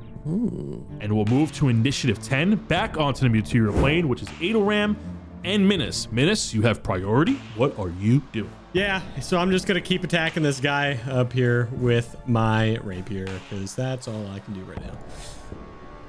I'm out of invisibility, but I still got a 28 That'll hit. to hit with my main hand, doing 10 plus 3, 13 points of damage. He's looking very messed up. Blood is drawn from the mouth, and his armor looks very cracked and withered. Oh, He's like, goodness. There's the little cow. I'm gonna have you for lunch. And then I got a 15. That will miss as he deflects it out of the way. But I will use my offhand attack to hopefully finish this guy. Yeah, that'll do it. 25. 25 will hit. 8 plus 5, 13 plus 3, 16 points of damage. That is on the money. Oh, nice. Thank you, Sid. Sid's got my back. As he smacks him. I can't do it. Sid, finish him. As you see, Sid rolls off your silvered rapier and just like starts to jump on his face like one at a time. You see all these little Sids come out like dealing the final blow. Finish him off. I gotta go help these people. And I run away to the door. Yeah, absolutely. We'll say as a part of your move action, you're able to like open the door and kick the log out of the way. Won't let you, won't force you to use a full action on that turn to do that. Yeah, I use my movement to open it. And then obviously I'll have to untie them next turn, right? They're tied? No, they were not tied up. They were like trapped inside. Oh, like, then I immediately yell at them, get out here, help everybody else. And they start to run out and follow suit. And then we will move to Adelram. As Drell, you see Adelram get really, really mad. He looks out the window as Armos fell into the bushes, as he poofed into the bushes, and then slowly looks at you, gritting his teeth. I'm gonna put you down, like how your father was put down. And he goes to charge at you, and he's going to make attacks against you, Drell. Finally. Coming at you with 2 giant greatsword attacks. The first one is a 21 to hit and an 11 to hit. The 11 misses and the 21 hits. So that second attack, or 21, is going to deal 30 points of slashing damage. As he comes down with a massive greatsword as it cracks through the ceiling and slams down on you. So 15, right? Yeah, so 15 points of damage because you're still raging. Yeah. Thanks, Dan. I got you, buddy. And then with his free action, he is going to punch you with his off. Wait, is it free action? Bonus action, excuse me. Oh, okay. He's I was using, like, as what? a bonus action, he's going to punch you with his free hand. My God, he got a nat 1 as he just misses. As the blood drips down his mouth, he looks like he's a bit woozy, and just his anger has gotten the best of him as he's just glaring at you. Oh, nothing makes me happier than Adelram getting in that one. Mm-hmm. As we move to initiative 10, as Zith jumps out of the bed and tries to grab Adelram from behind, trying to grapple him. You see that he tries to muster his strength as he's wincing in pain, and blood starts to ooze out from his bandages, trying to get into the fight. Drell, you see Zith looks very messed up, and you watch him slowly stumble to try to get a surprise attack off as he attempts to grapple Adelram. Adelram is going to go into resist the grapple and fails as you see Zith puts him in like a full Nelson. It was bear. Zith got a 5 and Adelram got a 4. Oh my God. As he grapples him, he's trying to hold him and he goes, "Pestilent little drow, I will finish you first." And he's trying to like, "Get off me, get off me, get off Timbat," as he yells to Timbat. And then we're gonna move to initiative 6, which is you, Drell. Okay. So seeing Zith grapple Adelram to the ground, I like spit out a little blood and I say, if anyone's gonna be put down, Adelram, it's you. And I'm just gonna start wailing on him with my hammer. And because he's grappled, do I get advantage on those? You do. Nice. So for my first attack, let's go with a 29 to hit. 29. Okay, so he's going to use a reaction here. And as Zith grabbed him, he yells Timbat. He's going to use his reaction as Timbat forces himself, because he's within 30 feet. Timbat is going to force himself in the building, separating you and Adelram, where your attack now is focused on him. So that 29 is going to hit Timbat instead. Okay. And then, so before I roll damage, I guess my second attack has to hit Timbat? Yeah, it's a large creature in front of you, so you wouldn't be able to get around him. Okay, so for the first attack, it's going to be 16 damage. Nice. And then I'll just tell Adelram, man, it's pretty typical, Adelram.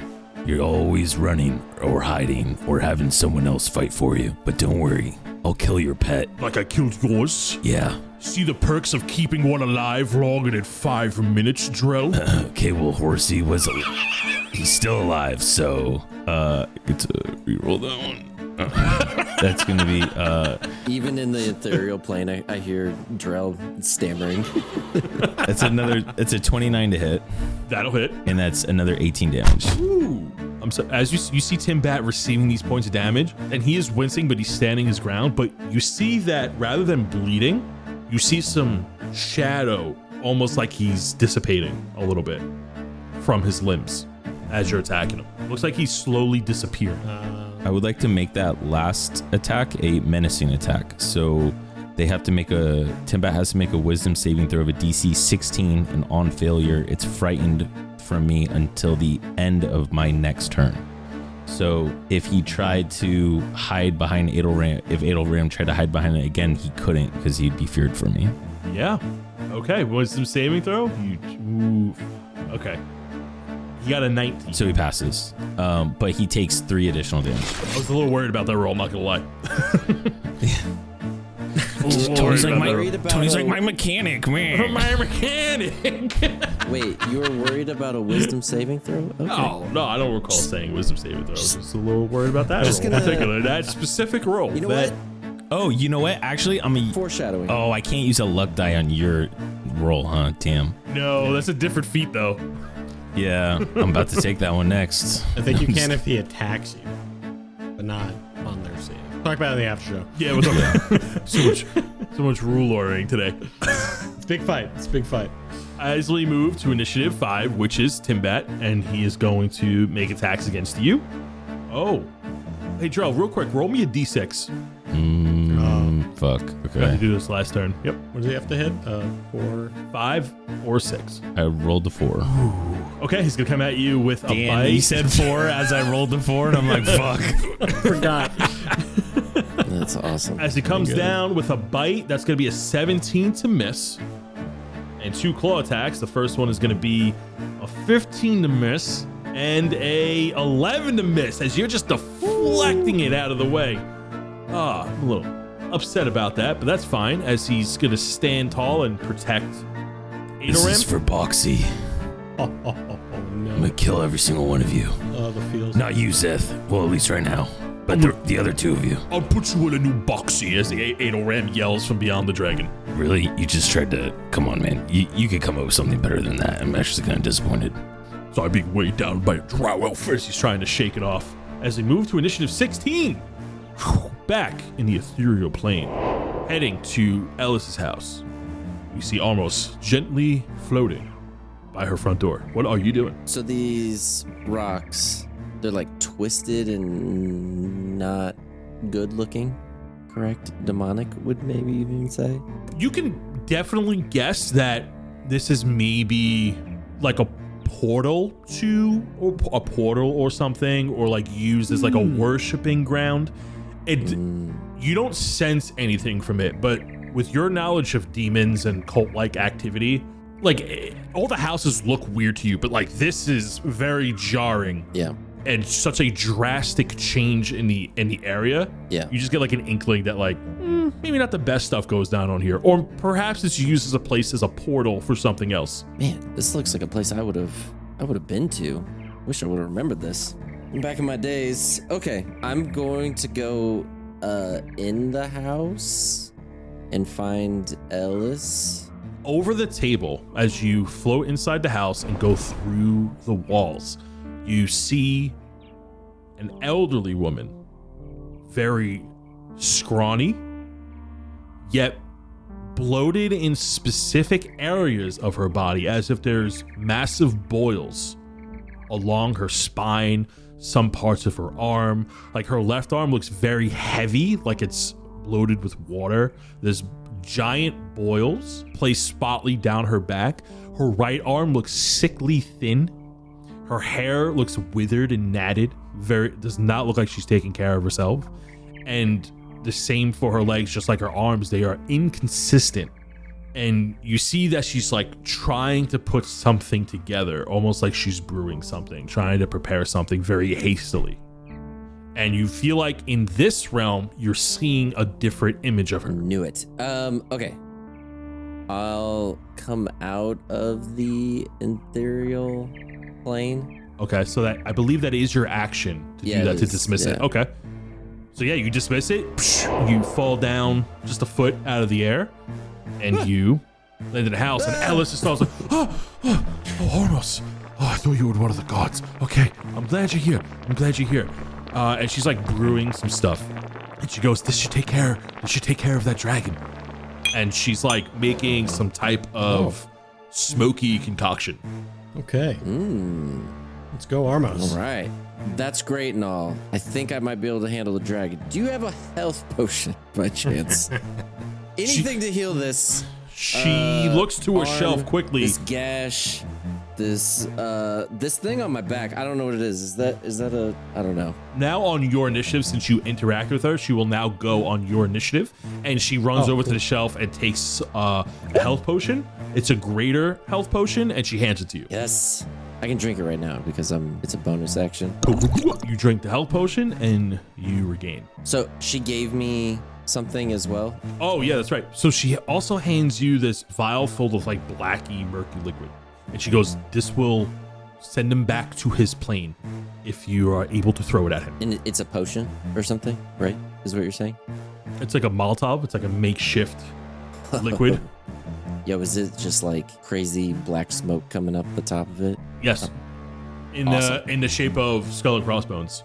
And she adds on. She goes, Yes, that is a dragon, but it is not a full real dragon. It comes from another plane. It's not a full black dragon, so to speak. More of a strengthened familiar. I got this. And I grab the health potion, chug the health potion. I get some health points back, and then grab the crazed concoction and start heading towards the door to do some more combat. All right, so you'll be able to move on your next initiative as we go to initiative 10, which is Adoram, Minnis, and Zith. Minnis, as your initiative kicks off, you remember in our last session that one of the guards had blown a horn to alert more troops. Oh, yes. On your initiative, in the distance, you hear another horn as a callback to that one. And you feel that there are more guards going to be coming in very shortly. All right. Open up the other doors for your friends. I'll be close by, I promise. And they begin to run out, and they're grabbing their kids. Some of the fathers come out, and they nod their head at you, and they go to the other huts, and they're starting to let people out.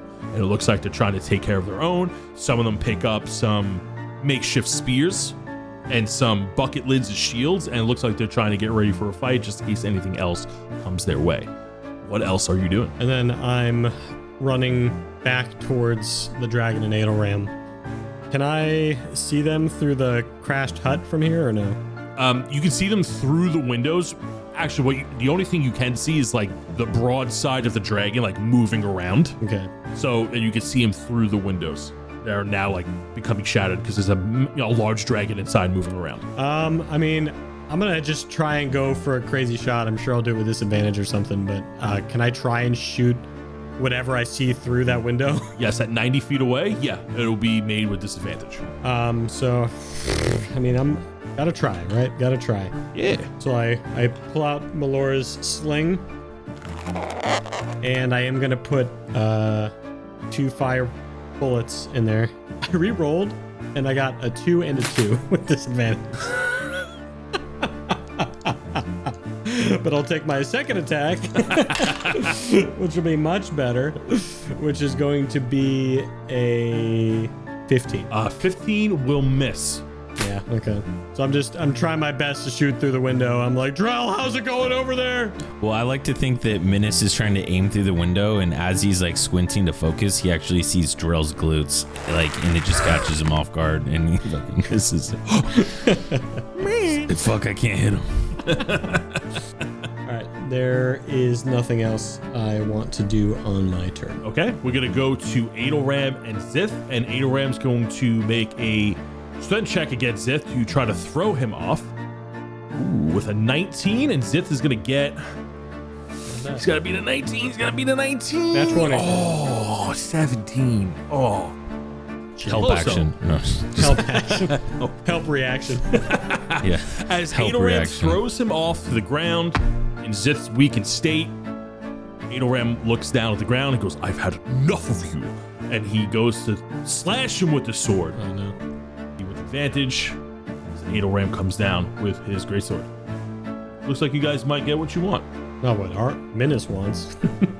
With a 19, he's going to deal 29 points of damage as he slams down across its chest, and he goes, "Broken deal leads to broken ribs," as he slashes him across his chest as the sword impales him. As you see, deadly wound across its chest, and he instantly gets knocked out, and it looks like he's bleeding out rapidly as he took a significant amount of damage below his health points. And he looks back to you, Drell, and he's going to try to move past Timbat to try to get an attack on you. So yeah, Adoram's going to break up his attacks and move, and he's going to attack you with his second attack. That's going to miss with a 10. Ugh. But he is now in your face again with Timbat looming over him. And we're going to go to initiative 6, which is you, Drell. Face to face with Adoram. All right. So for my attack, I'm going to spear Adoram, like tackling him like I'm in the NFL, and I'm gonna grapple him to the ground.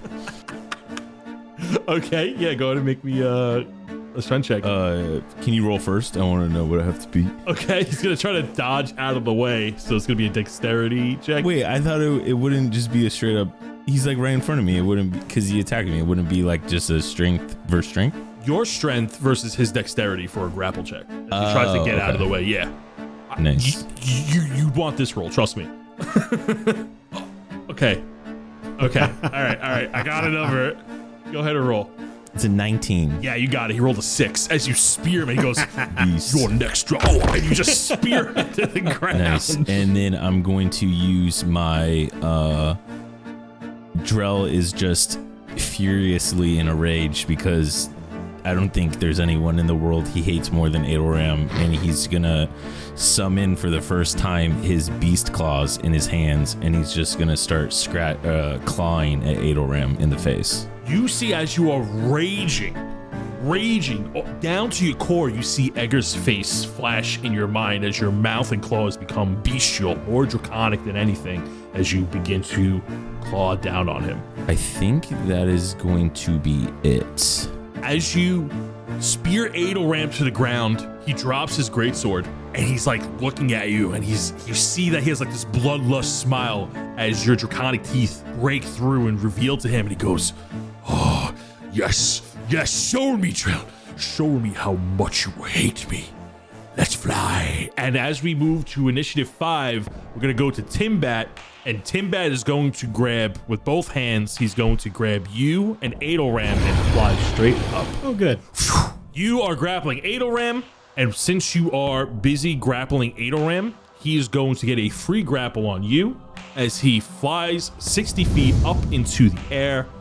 And Minnis, Armos, you see the roof completely just shatters from the medical hut as this black dragon flies all the way up, as you see Drell wringing Adelram's neck, flying into the air. And that's going to be Timbat's move. How much fly speed does he have? Oh, I'm sorry, not 60 feet, 80 feet. Almost red alert! Almost red alert! Straight up like a black spear in the sky. Let's just say it was 60 feet, because my turn would be so much quicker. It's definitely 80 feet. Damn it, dude. As it flies 80 feet into the air, and we're going to move to initiative 16. Armos. Ruined everything I was going to do on my turn, even my backup plan. Oh, do dragons do that, Armos? Do they just ruin plans? Plain C. All right, so obviously would kick open the door just as the medical hut blows up and a big figure flies into the sky. Don't worry, Armos, we got this. It's a great plan you got hatched. It's a great plan. Kick open the door. We need a new plan. Yeah. I'm going to cast a spell. I'm going to cast Hex on Adelram. Oh, Hex has a range of 90 feet, you cheeky bastard. Yeah. Fuck you. I was just looking it up too. It's going to be in intelligence. He's going to have disadvantage on intelligence check. Uh-oh. Oh no, I don't like where this is going. I don't like where this is going. Oh, it's about to happen. I know exactly where it's going to. Oh no. And since I can't reach, so that's a bonus action. So for my actual action, I'm going to cast Eldritch Blast for now. Okay. Who are you attacking? I'll do Adelram. Technically, yeah, he is still grappled, but He's grappled while being held by a large black dragon. So I'm just trying to imagine this. Drell hugging Adelram, giant dragon hugging Drell, who is hugging Adelram. I'm doing like PEMDAS shit in my head. Rules as written, bro. Rules as written. He's grappled. Is there a D&D? Is there a D&D version of PEMDAS? Dragon player NPC. Because you could technically hit Drell, right? Could. Wait, what? Yeah, go ahead and hit with advantage as Adelram is grappled short. PEMDAS. Okay, so my first roll was an 18. And then my second roll was a dirty 20. Okay, My second one was a 16, that will miss. and then a 28 to hit. That will hit. 23, 26, 27. 27 damage. Ooh, he takes 27 points of damage. You hit him with 2 of the Eldritch Blasts in the middle of the sky as he's being flown up.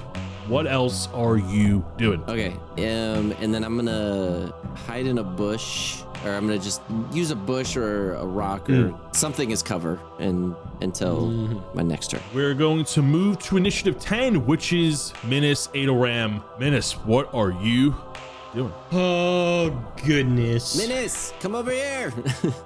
Working on it. I'm a slow boy, though. Get over here, Minnis. Move 25 feet closer to Armos. So I move a little closer to Armos, and I'm going to look up at the dragon holding Drell, holding Adelram. And it is in my disadvantage range for my sling, but the advantage will cancel it out, so I'll just be rolling normally with my sling, I assume. Are you trying to hit Adelram or? Adelram, yeah. Okay. Yeah. Yeah, so I'll try and hit Adelram with my sling, adding flame bullets. The first one is a 25 That'll hit. and a 19. They both hit. Nice. Holy shit. 48 total. You're laying in bullets into him, and both of those hit. And you see that like he's face to face. He's like shit talking to Drell, and then one of your bolts, both of them hit, but one of them specifically goes through his shoulder and out the other side. You see this large blood cloud. He goes, "Ah, it's never a fair fight with you," as he yells at Drell. And Drell, he looks very messed up. Yeah, it wasn't when I got stabbed in the back, idiot. Bro, yeah, you literally beat me up in a cage, and then you beat me up as a mouse. What are you even talking about? What do you mean fair fight? You always have your persistent, worthless friends with you.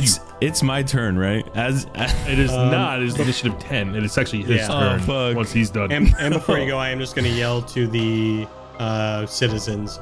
Are you guys good over there? Yes. They're like barreling down the doors, and on your turn, as you're yelling, you do hear another horn, but it sounds very different. This one sounds very bassy. Drell, since you're right next to your face-to-face with Adelram, make me a perception check. Dirty 20. You see that when that second horn goes off, Minnis' turn, his head snaps to the direction, and there's a sense of concern for a moment. Gondor calls for aid. And then looks back at you as we move to Adelram's turn, and he is going to use his attacks to headbutt you. Yeah, he's going to go ahead and headbutt you, and he gets advantage because you're also grappled. This is going to be the stupidest fight. It's going to be an 18 to hit. Misses. Does it really? Damn. Yeah. Okay. He goes, and you just move your head out of the way to the left, and he comes in. That's a 21. Fuck, that does touch us. And is gonna go ahead and hit. It's gonna be 11 points of bludgeoning damage. As he hits you with his very stout forehead. And now you're grappled, so he can't pull anything like out of his pocket, right? Not if he's grappled. No, I don't think so. Okay. So as a bonus action, you see that as he's headbutting you, after he hits the second one, you see that as your vision comes to, you look at Adelram and you see his face beginning to shift. as he becomes a little more furry. And his teeth elongate as he is shifting to his displacer beast form. And you see some of the wounds close up as he shapeshifts. And we are going to move to initiative 6. Drell. Damn, I thought it was Timbat. 6. Drell, what are you doing? Yep. As he's getting the shapeshift into his displacer beast form. I'm gonna say That's kind of cool.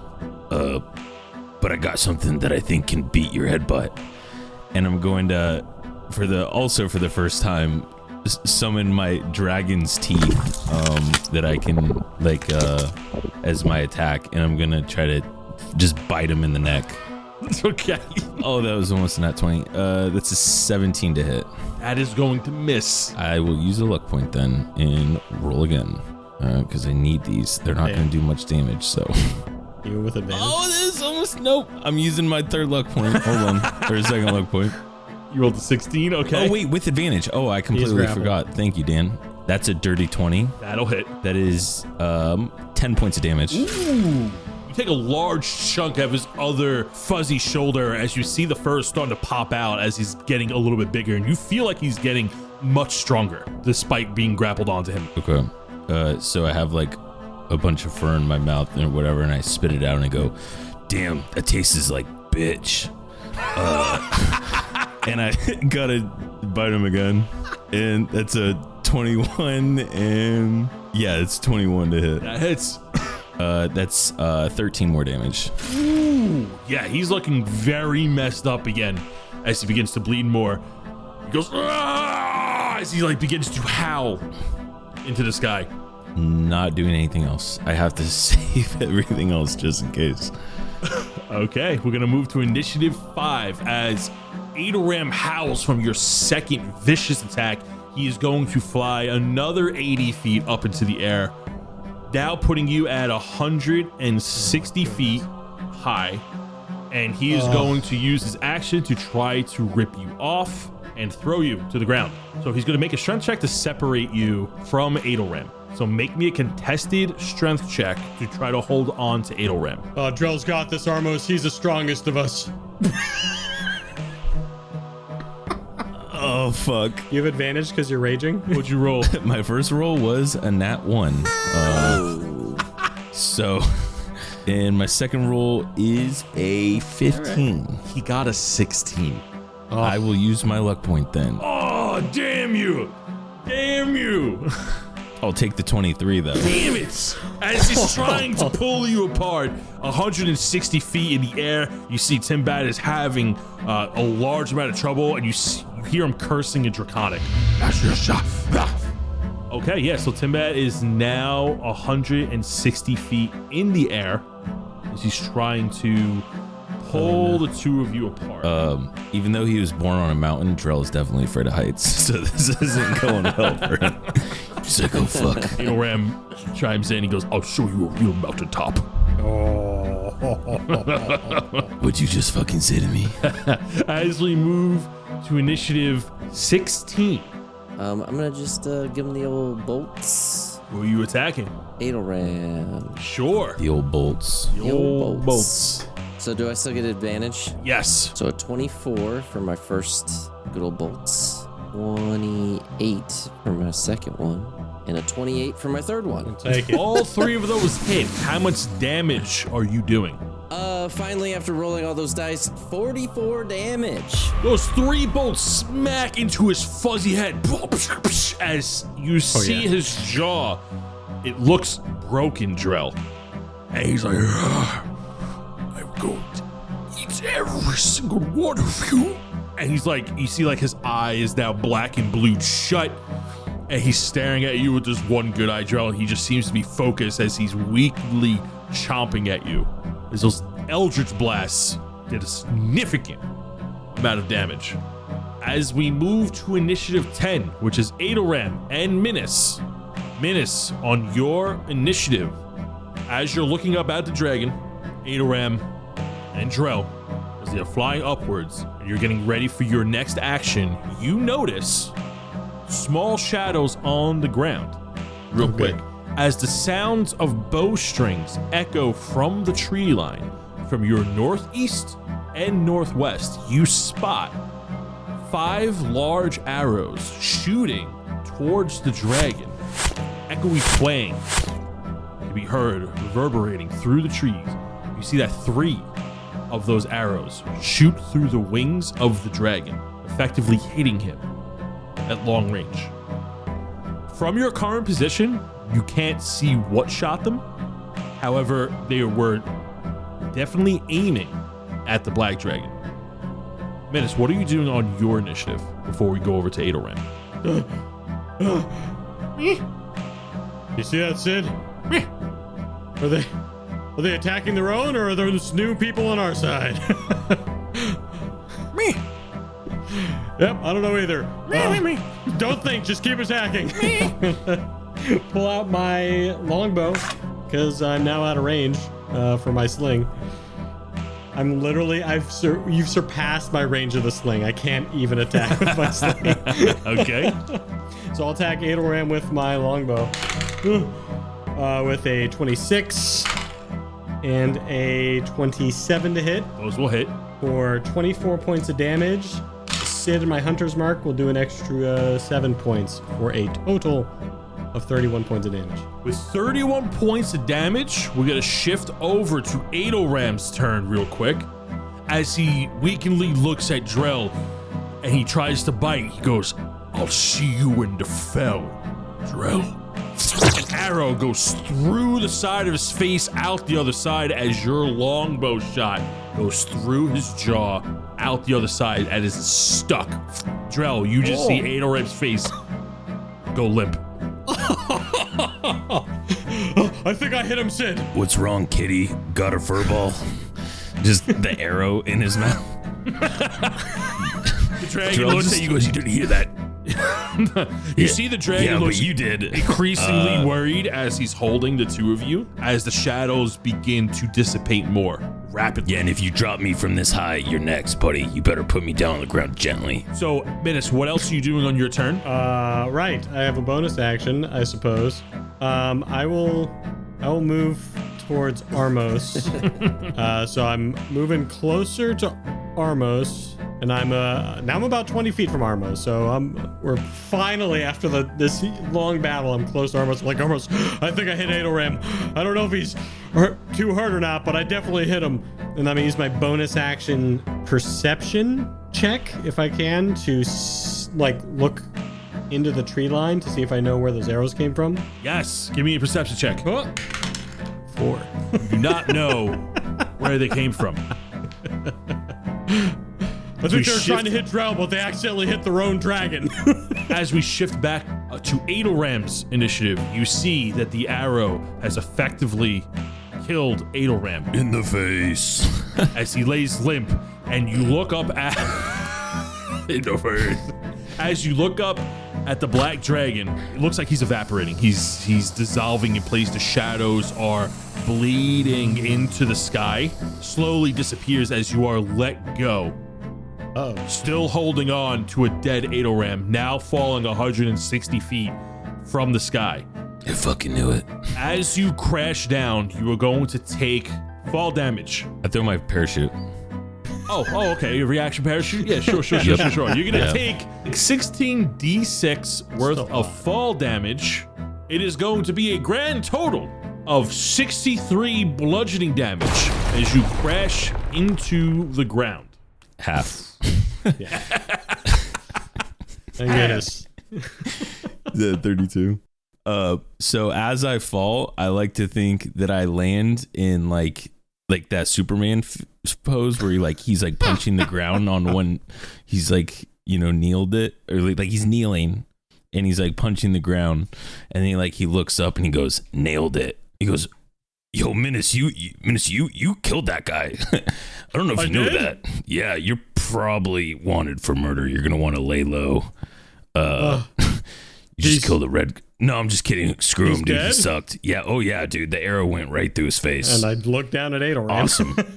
Great job. Yeah. I mean, look at him. He's right here, right? And I kick him.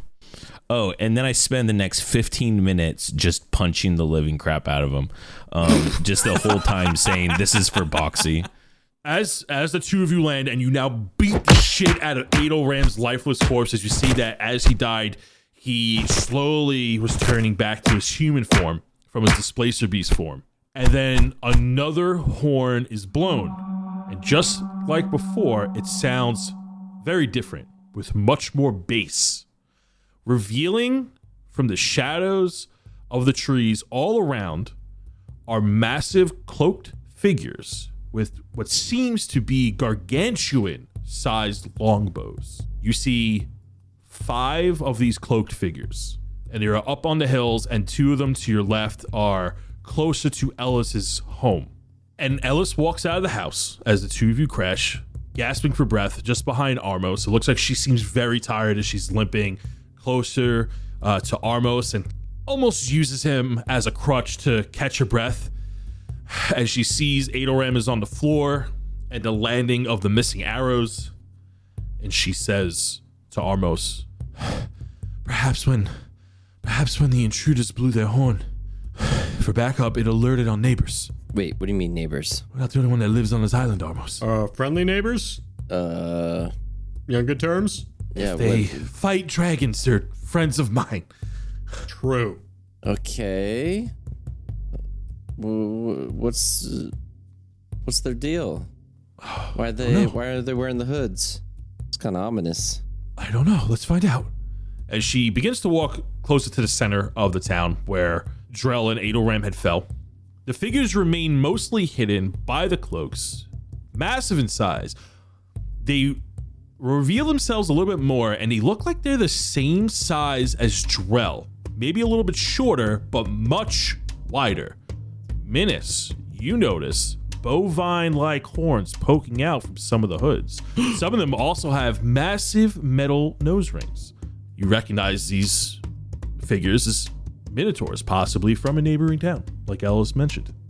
You are not too far from Sandlow, so wandering minotaurs may not be too far off. I tug on Drell's shirt as he's still beating into Adelram. No, at this point, I have a knife and I'm gonna say, Minnis, turn away. This is gonna get graphic. And I cut off Adelram's. I cut off Adelram's head and I put it in my bag. Get the cart, Minnis. You cut off Adelram's head. Awesome. Yep. I love it. And I put it in my bag. Okay. Goodness. Cool. And I walk. Said, look away. Very awkwardly up to the minotaurs. Good day, brothers, sisters. What's up? You walk up to one of the minotaurs in the cloaked figure, and it looks down, and you see just a puff of smoke as it leers down at you, and you're looking up, and its massive snout is blocking his eyes from your perspective. And then another one walks up behind you. Drell, you notice that this one is massive in size, and the one that walks up behind you says, "Oh my Sif, bro, look who it is. It's the pint-sized flower picker." And you get pushed to the ground. He goes, as Miranor is standing behind you. And that put an end to Adelram once and for all. That's right, Miranor. I did all those epic things, and nothing you do will ever be able to top them, so don't even try. All right, hold on. I'm going to need Tony for this next part.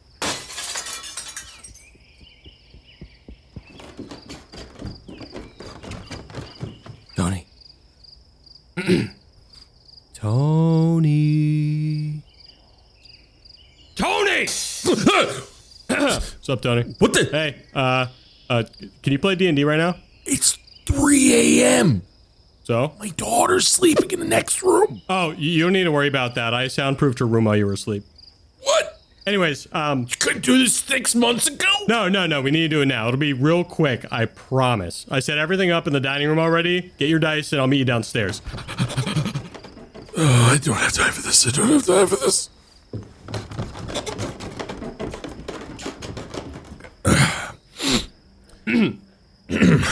All right, Dan.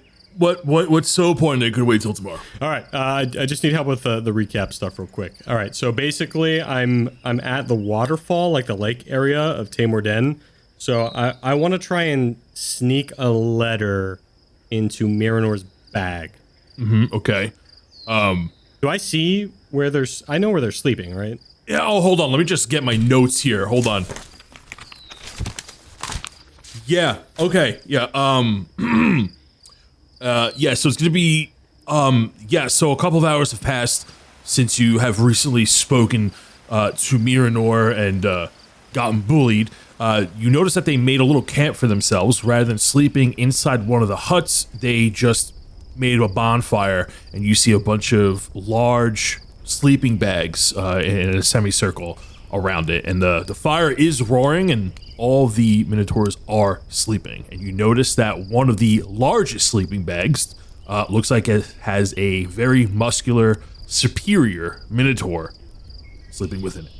Perfect. Okay, so I see his sleeping bag, of course, way deep in the middle. So I'm gonna try and creep over a bunch of these other sleeping Minotaurs from my tribe and get to his sleeping bag. Why don't you go ahead and make me a stealth check with a DC 30 because you woke me up at 3 a.m. What? Okay. DC 12. That is going to be a... Oh, well, you know what? It was a 35 anyways.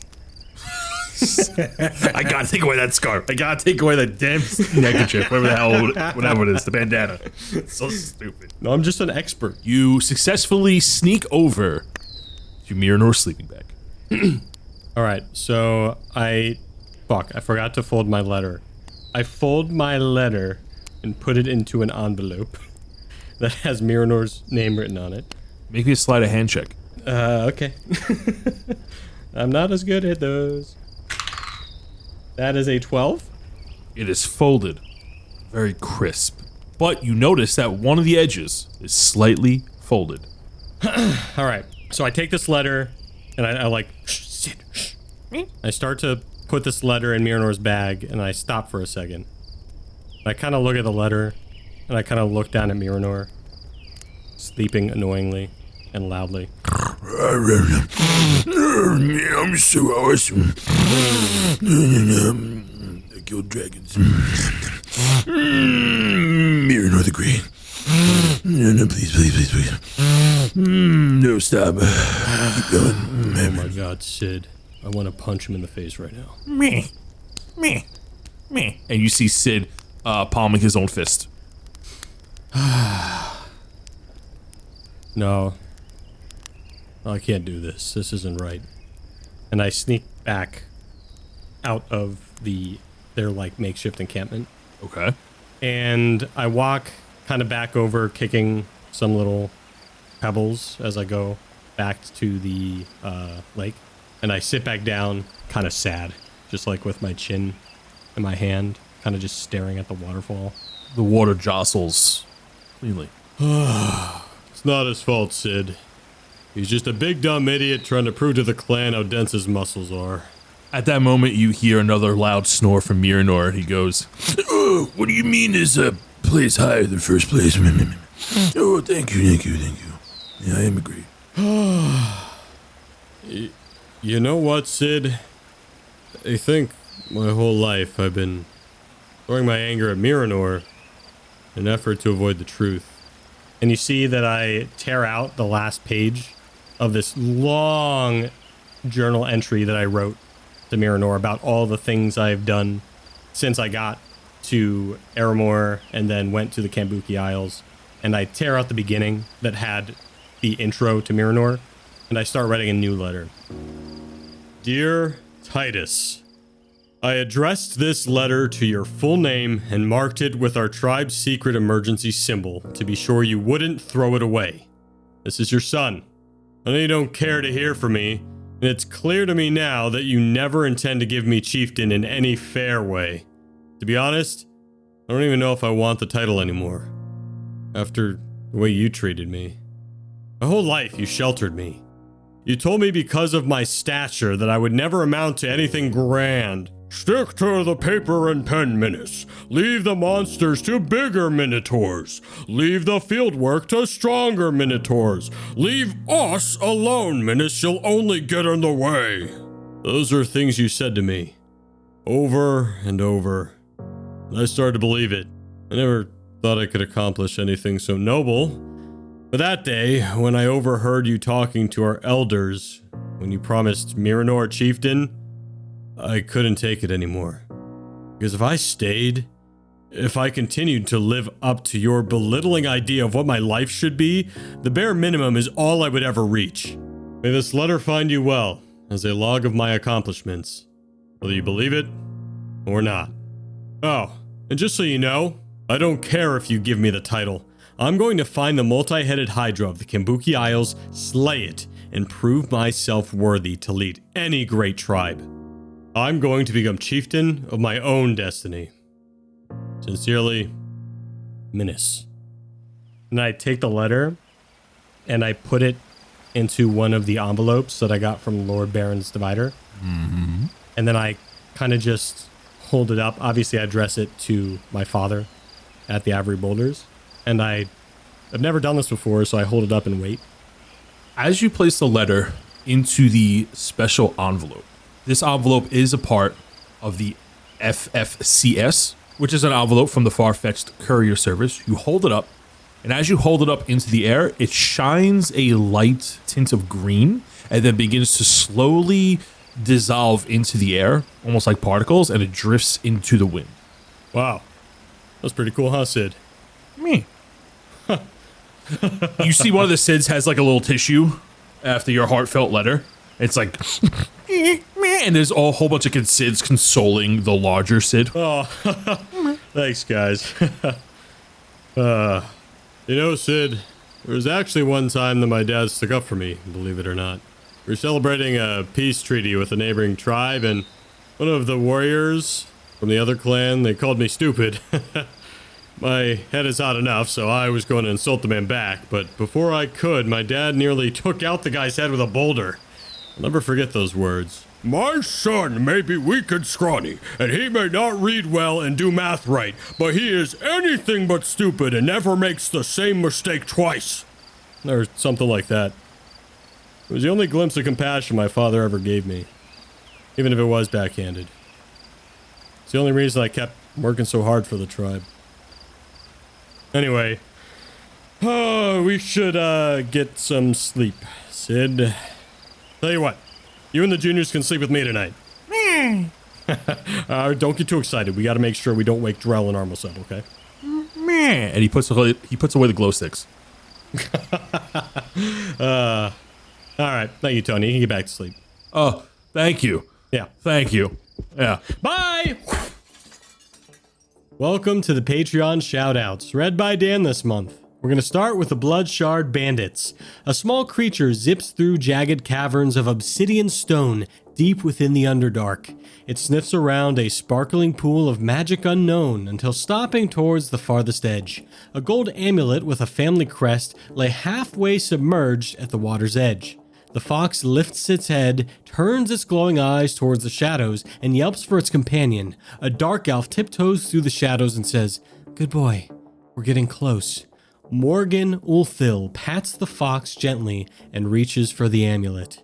Artemis is next, and for the first time in 10 years, he has decided to use his vacation time. That's right, he is off on a personal quest to find Kemi Joe, who hasn't been back to the Sijic College in 2 weeks after a trip to Lord Baron's Divider. Artemis has a bad feeling about this. Next is another new member, Rocco the Croco. This giant lizard folk druid has just finished fending off a pitiful attack from the Kuatoa on his tribe. As his brothers pick on one of the smaller attackers, Rocco speaks up. "Hey guys, can I talk to you about something?" One of the brothers ignores him. "Rocco, look, I can juggle 3 Kuatoa at the same time." Rocco shouts, "I'm leaving the tribe!" The Kuatoa falls to the ground as his tribe stares in disbelief. Benjamin Hayes is next, aka the Dread. The black dragon is strong, stronger than the Dread was ever ready for. Just when he thinks a blow will land, the Dread cuts through smoke. He wasn't able to turn in time before the claw strikes from behind. The next thing he knows, he is walking hand in hand with someone, but he feels small. His mother walks beside him. Is this a dream? Alara rushes through the chapel halls, checking every window and every secret door. There is no sign left by this thief. She opens the main door with a thunderous kick and surveys the forest as wind whistles through the trees. No one to be seen, but then she hears a laugh from behind. Whipping her body around, Alara stares in horror as the illusion falls and a hooded figure appears next to the shard she thought had been taken. A smile within the hood and a snap of a finger closes the main door. Dylan Snyder, aka Reese Evergone, the wandering bard, finds himself surrounded after a mission gone wrong. Actually, the mission was quite successful, but it appears the lady he chose to flirt with tonight is one of the cultists' girlfriends. Yikes. Several angry bar patrons crack their knuckles and brandish their daggers, but just as they lunge towards the musician, he disappears in a sparkle of smoke. Julius Kendrick tosses a pouch of gold coin to a hooded figure as they leave the alley. With no one around, in the dead of night, he might as well use it here. With an evil smile and the flick of his wrist, Julius lights his newfound lantern. "Back to the Fell," he whispers. Rains creeps through the sewers late at night. He shouldn't be working so late, but how else will the job get done? There's one unmarked tunnel left to explore.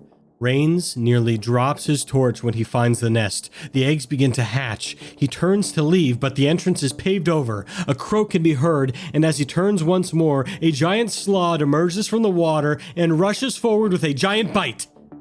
Rains wakes in a cold sweat from the nightmare? And yes, stares in anguish at his now amphibious claws.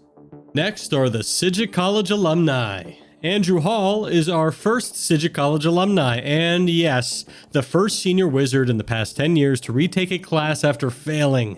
He will not have to delay his graduation, and his scholarship remains intact, but his pride not so much. It's going to be a really awkward one-wizard class this summer. Charging in is Sakajewa, who has just finished submitting the paperwork to form his own Rocket Boot League team at the Sidget College. Several artificers have already agreed to help build an arena for their magic architecture class project. The next alumni is Patrick Rennerstrom. The punk has left Airmore to go on tour. All the jazz was cramping his style. His band's first gig is in Gilo at the Omega Beaker Phi House. Robert Crisp is making great progress in his Baguette Colony project. However, the day has finally come. He is out of grant money. Hopefully, the Sidget College is feeling very generous. St. Chaos is no longer trying to get out of jail after the booming success of his toilet wine business. In fact, his bail has finally been paid by someone who wants to turn his small business into an empire. Scoot Doot is new to South Trillis and scooting their way to Lelouch's farm and vineyard. Will this be their final destination, or will they be venturing on to the next town come morning? Sly is next and has shape-shifted into a were-raccoon to blend in with the crowd. He likes the jazz band, but this place looks worse for wear after a fire has occurred. He should leave before things get too hairy. And last but not least are the Humbrea's heroes. Abdulrahman is working on a theft potion retrieval potion and offered it to Alex Dredd to help in his pursuit of the recent theft potion thievery. Alex, Judge Dredd, is on the case and takes the potion with pride. When asked what the potion does exactly, Abdulrahman simply said to throw it at the thief and find out. Caleb is heading to his duel with Johnny Tar when a man in dark robes bumps into him. The potion he was holding spills all over the man's robes and surrounds him in a magical mist. Nefarious Ducarius has changed his tune all of a sudden. He apologizes to the man he bumped into and decides he should return the glass at least to that nice potion maker. Man with Glass has begun work on a new masterpiece. He begins walking to Dillmore to get supplies. Sergio Rodriguez waves as Man with Glass walks through the southern watchtower. Sergio wonders if he is friends with Man with Stone. then screams as he realizes blood shards have been stolen. Captain Dandelion smiles as he peeks into his new stolen bag of blood shards. That is just before he slips on something wet. Johnny Tar prepares for his fight with Caleb, packing all of his new potions into his bag, and some silver bullets just in case. Odimel travels to the next town to sell her new batch of potions. She is also rushing to make the Gilo High School Rocket Boot League match that her cousin is playing in. Milo Thornwhip is excited for the regional championship match for High School Rocket Boot League. He heard college scouts were going to be at the match, so he is going to try his best so he can get recruited to a good school. That is the end of this month's Patreon shoutouts. If you would like to hear your name read here, please go over to patreon.com/DND404. That's patreon.com/DND404. And you can see all the lovely tiers and rewards we have available. Until next time.